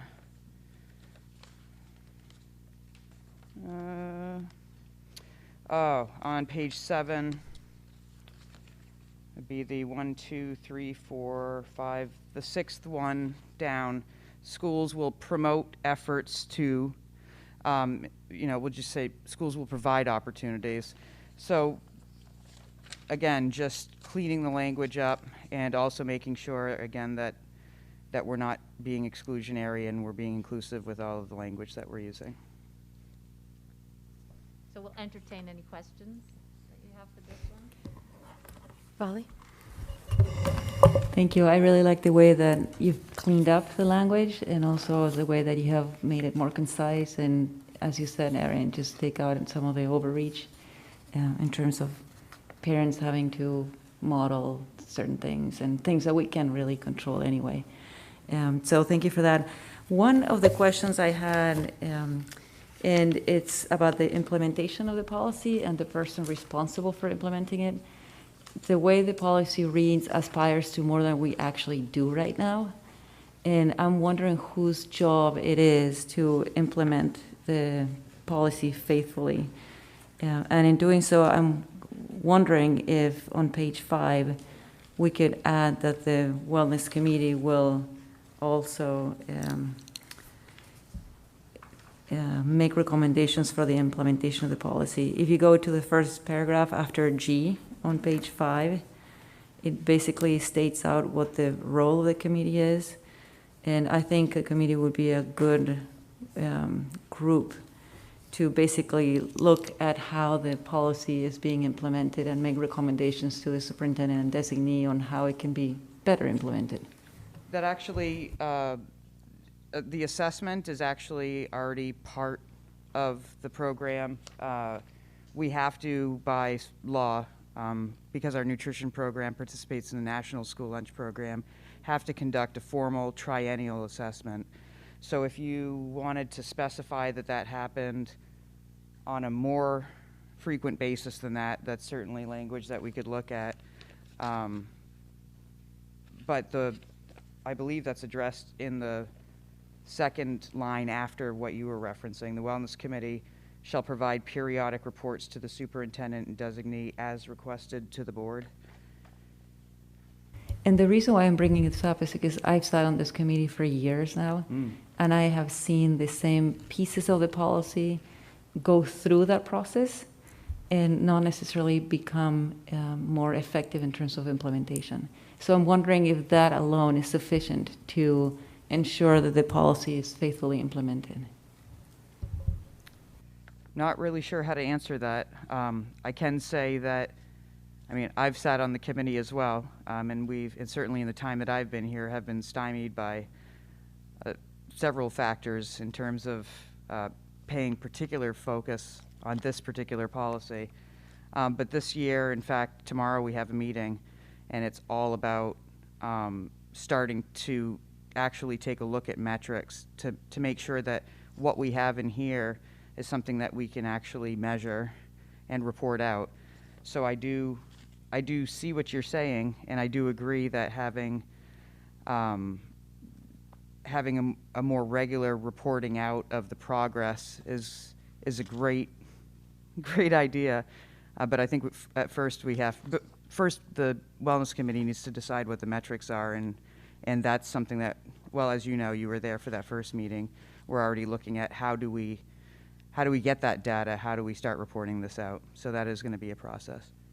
Well, the fact that you say that the report includes that piece, probably should just let the process ride and see how effective it is before we make any more changes. I just wasn't aware that that process in particular would address the implementation deficiencies. Yeah, and I did conduct a triennial assessment myself last year, at the end of last year, because it needed to be done to be in compliance, and that is available on the nutrition website, on the district page.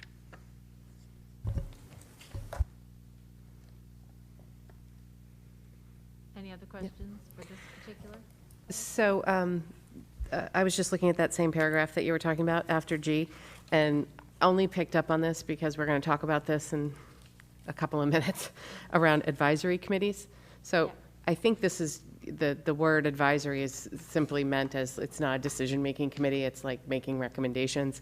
But we're going to talk about how there is a distinction between committees, district committees and advisory committees, and how long they last and those sort of things. So I think the cleanest thing would be to strike the word advisory and just have it say a district committee in regard to wellness issues responsible for making recommendations. Okay. Do we have all those people? And I guess some of them say have to have and some of them say could have in terms of membership? Pretty much. We have our Cumberland County 5210 coordinator. We have a parent rep who's also the community health coordinator at Midcoast. We have several nurses, school counselors, board member, nutrition director, special educator, phys ed teacher. So we've pretty much got everyone but the student, which is always the challenge. So I'm curious, I see the nurse got moved from the may include to the have to include, so I think that makes perfect sense. I was curious why E got struck. So a community organization representative, it kind of sounds like we have community organization representatives, so why would we strike them as somebody who could be on the committee? It's added on to E above it, so that it could be a parent guardian representative or a community representative. Oh, okay, I just took that to be, they don't have to actually have to have a kid in the system to do it. They could just live in the 3 towns. Yep. Okay. It sounded like you had organizations specifically that you had members from. No, I'm just bragging. Oh, okay. They also happen to live here. Perfect. Yeah. Other questions on this one before she moves on to the next? This is a big one. Yeah. You want to just lead in? I don't know if I brought it all up. Oh. Yeah, I didn't bring those ones up. Okay, here you go. Unless this stuff's mine. Yeah, this stuff's mine. I did bring it up. Okay. So yeah, we took EFC and struck the whole thing out and added it, right? And Yes. EFCR. Both out, yep. And then just added them into EFC. So they're all in one place now. And we got the recommendations from MSMA on the model language, making sure that we had our policy revised to reflect the newest main legislation, anti-shaming, because that language was developed before the legislation passed for free meals. That's not included in here, but we carefully worded our policies so that we didn't have to go back and do it again next year. I think that's pretty much it. Yeah. It was just hard to keep them separate, and so they're both policies anyway, so we just put it into one. It just made more sense. Yeah, nothing was stripped out, just moved. Maddie? Just a note, Cynthia, at the end of the second page of that, where we sort of moved those paragraphs around, that last sentence, if the debt continues, that needs to be brought up to the end after the word exhausted.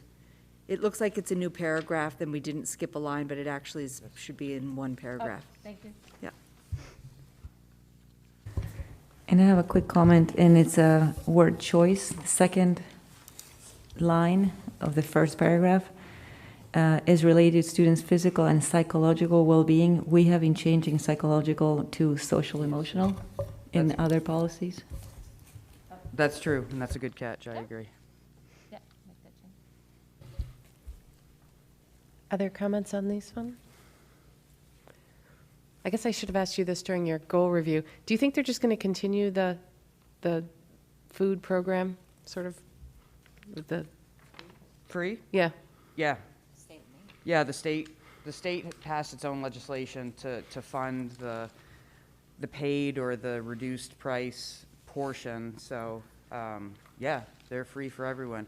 Whether or not these communities can continue to participate in the summer food service program like we have for the last couple of years is really a federal decision, and we'll probably know that the day before we need to open, which has pretty much been the case. I hope it happens. It's been a successful program, and it's been good for our department, but I don't know the answer to that. But any of the statistics that I quoted to you guys earlier do not include those summer meals. This was just school year statistics. So it's clearly working. Oh, yeah. So far.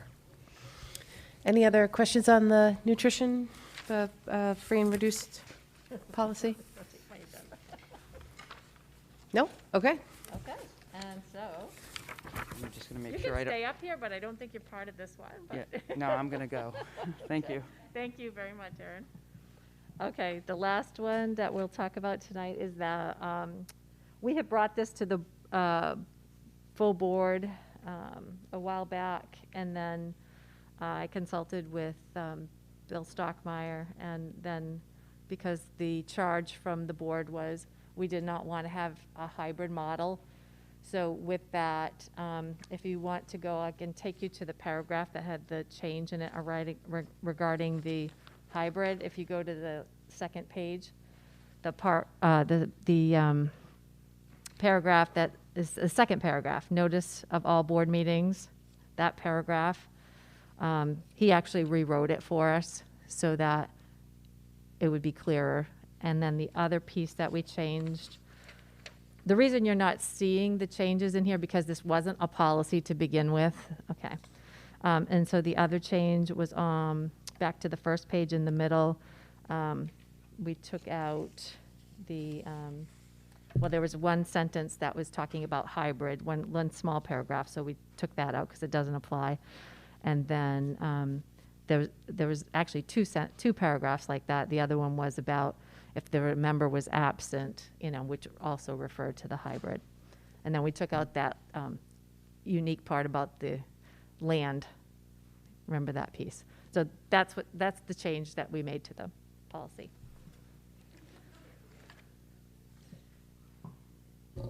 Okay, so basically this says that our meetings are all in person or all remote. Correct. And Yes. we would only make them remote in an emergency situation. Correct. Okay. Yeah. And so, and likewise, public could only participate remotely when we were all remote. Correct. Okay. And that's it. That concludes our presentation. Any questions on that one? I'm impressed that that got boiled down to this, because Yes. after that discussion, I was like, good luck. So, yeah, so nice work, guys. All right, so, and then workplace bullying, we're just going to pull. Right. Okay. We'll come back to you. All right, so do I have a motion for consideration and approval of first read for the following policies? JL, student wellness, EFC, is there still an EFCR? So Ginny and I talked about this after it was put in here. It was awkward. She said, when we bring it to second read, it'll just say one of them. Okay. So basically, we probably could do a rescinding of EFCR. Yep. EFC-R. And if you So want. first read of JL, a first read of EFC, and a rescission of EFCR, and a first read of BED. Correct. I love that our remote policy is bed. That's awesome. Sit in bed. Yeah. Yes, Vali. Are you making your motion? I'm making a motion. Okay, perfect. Thank you. Do I have a second? Susanna? All those in favor? Great. Thank you. None opposed. And I'm not sure how our artistic friends will appreciate our workplace bullying policy called ACAF. Could I ask you to tell me who did the motion? I'm sorry. The motion was from Vali, and the second one was Susanna. Thank you.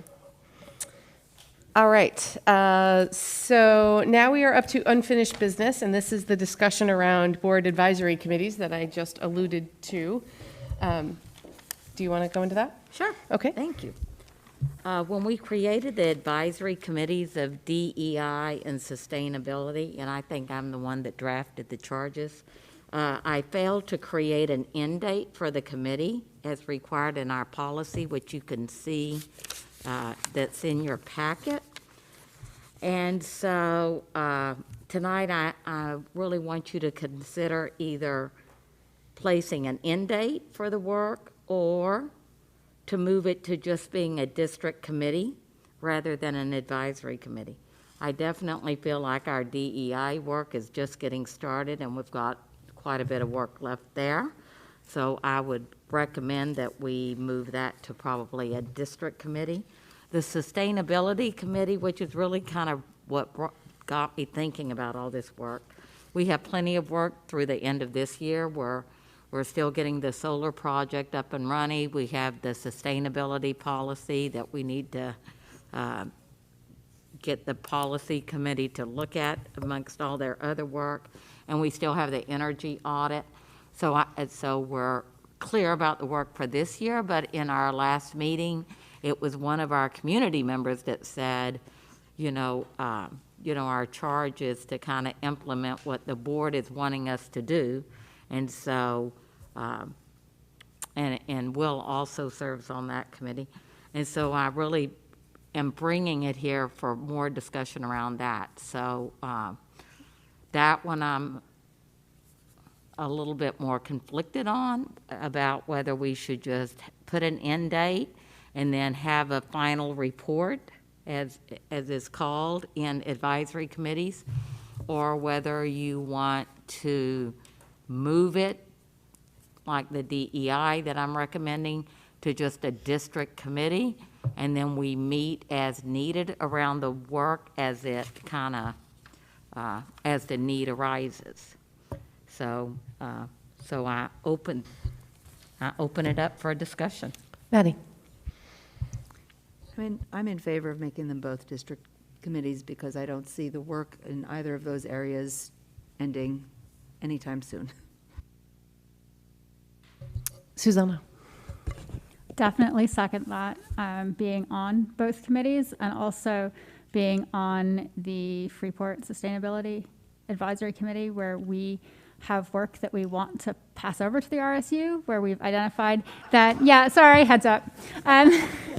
No, but the concerns have arisen in the community that are either coming through the FSAB board or we're hearing about from other people, and there's some initiatives going on that, maybe this needs to come, maybe this is a place that could absorb some of this. So I think there's certainly work for both, and I don't think it's certainly not appropriate to put an end date at this point. I think if, that could be a discussion later, but I'm certainly not comfortable doing that, and I think that they both have a future that needs some definite work. Vali? I agree with what both prior members said. Just definitely about the DEI and just thinking about sustainability, I just jotted down 5 areas, big areas, that we need to focus on. Just the district without what Susanna was suggesting gets added to it. So by all means, I think it's premature to be thinking about an end date for that committee as well. I agree with both of those, the assessments on both of those committees. But I think what we do need to do is do a better job communicating specifically with the sustainability.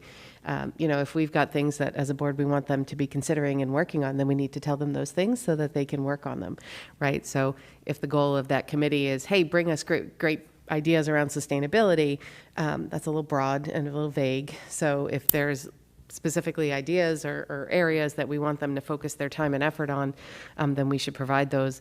And, and it's, as these things go, they ebb and flow in terms of need of meeting, right? So some committees meet monthly, and that's necessary to accomplish the work. this may be one that, in certain times when we're working on solar, it's meeting monthly.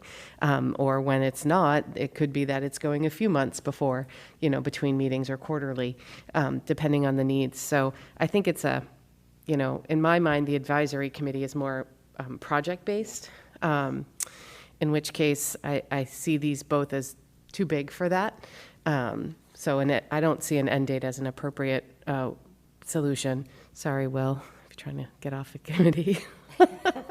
But the other thing this does, by moving these out of being advisory committees, they become committees that we can vote people onto and off of, not vote them off, but this isn't Survivor, but, sorry, that was a really dated reference. Oh, is it still on? Holy cow. But, like our other committees, like safety, when we're looking at our committee assignments, historically, advisory committees didn't change, right? Like you were appointed to that committee until it was done, like the high school or the track and field or the PEPG. So those ones were, you were, it was a sentence for life until it was gone. So these ones, if they become regular committees, when we do our committee assignments in June, we could move on and off of them as people have interest and capacity and, diversifying their knowledge base. So I think there's some benefits to making them both just district committees. I don't want to call them standing committees because that's another definition.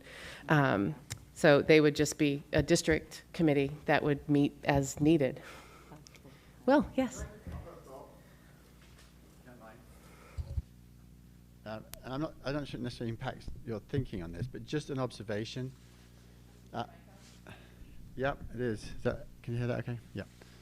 So just an observation, having been on several of the ones you just listed off, PEPG and PBE and sustainability, that in the same way we were just talking about some of the goals, the reality is that a lot of the initiatives that come up take several years at best to implement. And I think one of the challenges is it's easy to keep thinking of ideas and asking for them to be implemented, but the actual implementation timeline it takes time. So, I mean, we have been bouncing in and out of, as an example, we have been bouncing in and out of composting for 3 years because of COVID. So to actually then get into the rhythm of having it be a consistent part of our norms eating, we've had children eating in different rooms or in different spaces, or the capacity for our kitchen staff to keep up with using non-disposable items. There's a lot.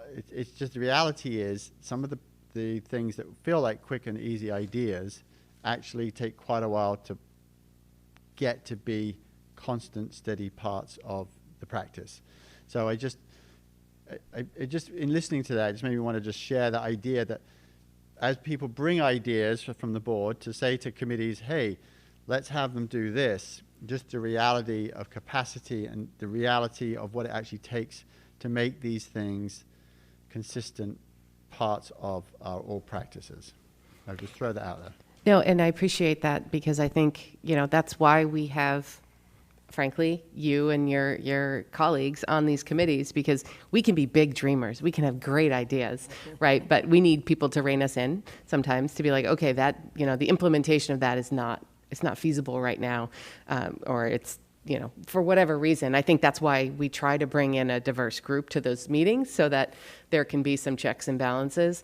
My thought around telling them what to do is not to say, hey, we want you to do this and go do it. It was more around, have we considered these types of ideas, or what, if we're trying to accomplish this, what are some projects we might want to undertake? That was kind of my thought around that. But no, I think the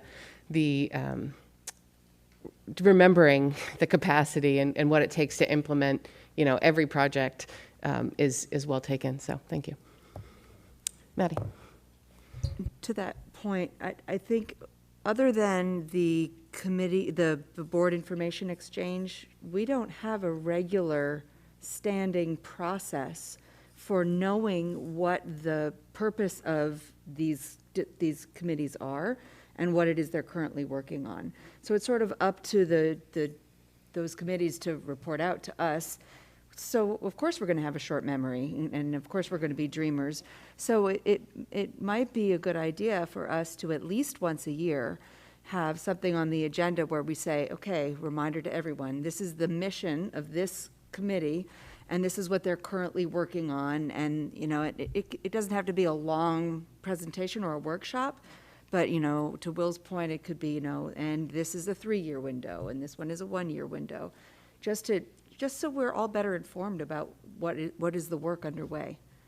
Yeah, I think that's a great idea, because I think it also helps people when we're talking about like who wants to be on what committee. You know, I can read the little blurb, but to hear what they're actually working on might, you know, pique someone's interest. It might, you know. So yeah, no, I think that's a good idea. Obviously, we identify certain committees that we report on regularly. You know, maybe, you know, once every so many months we just add one on there, and then they just do their report out.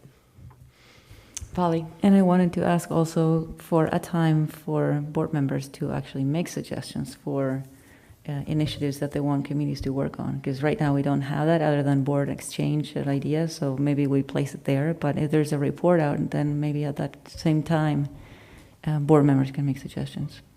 Yeah, I mean, that's kind of why we put that little catch-all thing in there, right? So if people have requests or questions or report outs, you know, that would be the time to do it instead of, you know, identifying specific spots. You know, so once a month, we know that's on there. So people can bring things that are on their mind to that. All right, so any other thoughts on, what's the practical steps? Do we just wave a wand and make it happen, that they become committees? Do we have to, I don't see a vote on there. I know you were trying to figure out, do we need to vote, or do you want to check on that? And Yeah, I could do that and then just come back with that. Okay. I think it could be as simple as you could make a motion to move the DEI and sustainability advisory committees to district committees. I think that would be good enough to. So do I have that motion? Susanna, second from Maddie. Can you rewrite what you said? I We can reread it or Yeah, rewatch and it. if I mumbled well enough because I didn't have my mic on, I Oh. can just make it up, so thank you. Okay, so Susanna and Maddie. Yeah. Any questions? Everyone understand what the vote is to move these from advisory committees to district committees without an end date? Okay, all those in favor? None opposed? And if Dan tells us Thank we you. messed it up completely, we'll fix it at the next Yes, meeting. Thank you. Okay. All right. These are so well lined up. So now we're on to organizational business as consideration to appoint people to the following committees. So as you guys recall, we have had 3 board members transition since we last put folks onto committee assignments. So there are some open spots, and in your package you can see who's on which committee now. The only other one that didn't make this list, and I apologize for not noticing it until I was just looking at it, was DEI, because Lindsay was on that committee. So we do have a board member on that, but we have had 2. So if somebody was interested in that, we could certainly add an additional person to that spot. Who's the other person that's on? It's Susanna, isn't it? Yeah. Right, so that's the other thing. So you'll notice those ones aren't on here because they weren't committees, right? They weren't district committees. Right, because sustainability isn't on here either, right? But that one we have folks on, right? So that one we don't need to necessarily mess with tonight. But starting in June, when we're reviewing this on our typical annual cycle, both of those committees would be on here for folks to consider. So a couple of things of note. Some of them we are required to add someone to by statute. So those would be number 1 and number 2, Finance Committee and Dropout. And Finance Committee needs to be someone from the town of Freeport, because we already have a panel and a Durham representative on that. That's Beth and myself. We're a great committee. Rick told you already. So obviously Zune isn't here this evening, but he did let me know his interest in committees. So I will throw them out there, and we can see how they align with other people's interests. His first actually interest was on that finance committee. And then one of the negotiations and policy if it was needed. So do we have anyone else from Freeport that's interested in the finance spot? Are you raising her hand, Jen? No, I you can thought do that. she was trying to raise her hand and I was going to put it down. Don't do that. Volley. I'm raising my hand in support of Zune being our finance. No, I actually talked to him. Yeah. And he said that he's very comfortable with numbers and he would be happy to do it. Yeah, And we that was his first actually choice. talked about who else would do it, and no one else really wants to do it. But I think he'll be a really good candidate. Yeah, So no, I agree. My vote. Yep, I agree with that. I just didn't want to not offer it up to anyone who might show interest in it. So, all right, so we'll put him on the slate for finance. Dropout. And it's called Boost now. It's called Boost. I would say I was really interested in that, but when I read the time, I can't get out of work to attend a 2:30 meeting, so I can't do that meeting. I'm on no committee. Yeah, so Jill, Colin, and Zune are the three that don't have committee assignments yet. So, I mean, I would participate, but I can't be there for 2:30. Is there a remote option for me? Can people Zoom into meetings? We are Oh, that might not work Zooming. either, huh? Would it work if you Zoomed? Yes, because my Oh, well, then my you're in. contractual time You're in. is You're 2:30. good. Yeah, so I could do that if I can Zoom. And then the safety committee, that's another one that I have some interest in. So Did it say the time on there? it just said so many times a year. It didn't Yeah. say a time. Is It's that at 6:45 in the morning. Um, It used to be at 6:45. Maybe they moved it up because that was see, ridiculous. I have to be at work at 7, so Yeah, I that's can't what I do was that one either. Yeah. Well, but the Boost works. Yeah, so if she can do it remotely, that would be great. Yes, Jen. I have a question, sort of comment. I think it's important to throw out there that we do have 2 spots on the Region 10 board. Yes. And I think that if we can fill the spots with board members, that is a better situation than having just a community member. And I also, just to add to it, I think it would be great if people rotated and everyone had an opportunity to do that position. But I think if there's any of the new members who are interested in Region 10, that we should try to put 2 people back on that board. Do you know when their meetings are? Because that's when I would be. They're Monday nights, once a month. No, I think they're once a month, aren't they? Once a month. Yeah. And are they Zoom still, Candy, or are they in person? In person. Went in person, okay. Especially since the new superintendent, the budget last year. I mean, I think that all things point to 2 people from the board, if at all possible. I agree also because we have sometimes conversations here that don't get around to community members who haven't been here for a board meeting. So when we try to express ideas one way or another, if that person isn't here, it's hard for those ideas to get through to Region 10. Yeah. Yeah, I think in a perfect world, we have 2 board members. I also want to respect the fact that she volunteered for the year to do this. I think we could have some ownership in making sure that if there's something we want her to communicate to the Region 10 board, that we tell her that and we communicate it to her first. So, I mean, it's clearly a board discussion and an idea if we wanted to swap that out. I'm just a little hesitant with the, Jen.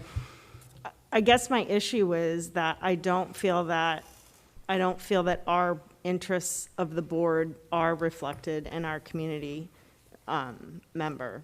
And that's from my being on the board last year. And I think that, and I guess the flip could be if our community member wanted to come to our board meetings, but I think I feel pretty strongly about it from what I experienced last year. And that, again, that's just my opinion, but being on that board last year was very eye-opening to me about our lack of, you know, and I appreciate Candy coming in and going, and obviously she has a ton of experience being on a board, but I saw a huge gap in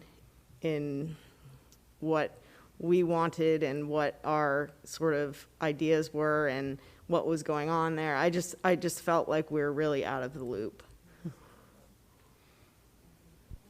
I would say that's one that intrigues me, but I'm not sure if I have a conflict of interest because in my work I send students there. So I that might be a conflict of interest, but I'm not sure. I mean, I'm willing to let it go for this year, like you said, if, you know, Karen has, but I think that it's something that we should really keep on the front burner. Oh, I definitely think it should be a goal that it should be 2 board members, right? But we were required to send 2, and, yeah. I would say, I wouldn't think it was a conflict, but. More than if you have a kid at Durham. Right. It's probably not a bad idea to ask Karen and explain the situation, say, I mean, do you really feel that you want to stay for the entire year? And if you do, then obviously we'll support that. But these are the issues that we're trying to resolve. So if you don't have, I don't know, just a strong feeling either way, then we would rather have a person who's at our board meetings representing us, that region. Right. 10. I mean, if she was just doing us a favor because we needed a person and she was just as happy to not do it, then, and we have someone who's interested in doing it. I mean, that's historically been our stumbling block. You know, it's Monday nights. It's once a month, I believe. So, so Jill, are you interested? You know, I am. I mean, like I said, I mean, because I do work with them, so I see things sometimes. If you know, I see things from a different angle sometimes working with them. If I was on the board. But I also could, you know, if the person you have in the community wants to finish this year, then I could step in the next year. Yeah. I don't know, like whatever works. Yep. Colin, what's your interest? What's your pleasure, Colin? Yeah, I just would wanted to say I'm also interested in that. I think, and I think just what Jen is alluding to in terms of these questions around what are the board's wishes? What are the issues that are important? As a new board member, I have no understanding of any of those things. So I think it goes to a little bit the earlier conversation of how is it that the board at any given time understands the remit of each of the committees and what are the goals and what are the going concerns on that. So it seems like very acutely, it seems like that should be. Perhaps that committee should be foregrounded in terms of being able to establish some sort of framework for how is this year going forward, which might inform whether or not Karen, who I'm not familiar with Karen's work, whether she wants to continue to participate or whether or not someone like Jill or myself should step into that role. But it seems like a little bit of context would be needed to understand the interface there. All right. So if we set Region 10 aside to have a conversation with Karen and then we can revisit that, is there another one that's of interest to you, Colin? Because I always want to make sure. Oh, yes. Okay. What do we got? I would be very interested in the policy committee and also in the DEI committee. Okay.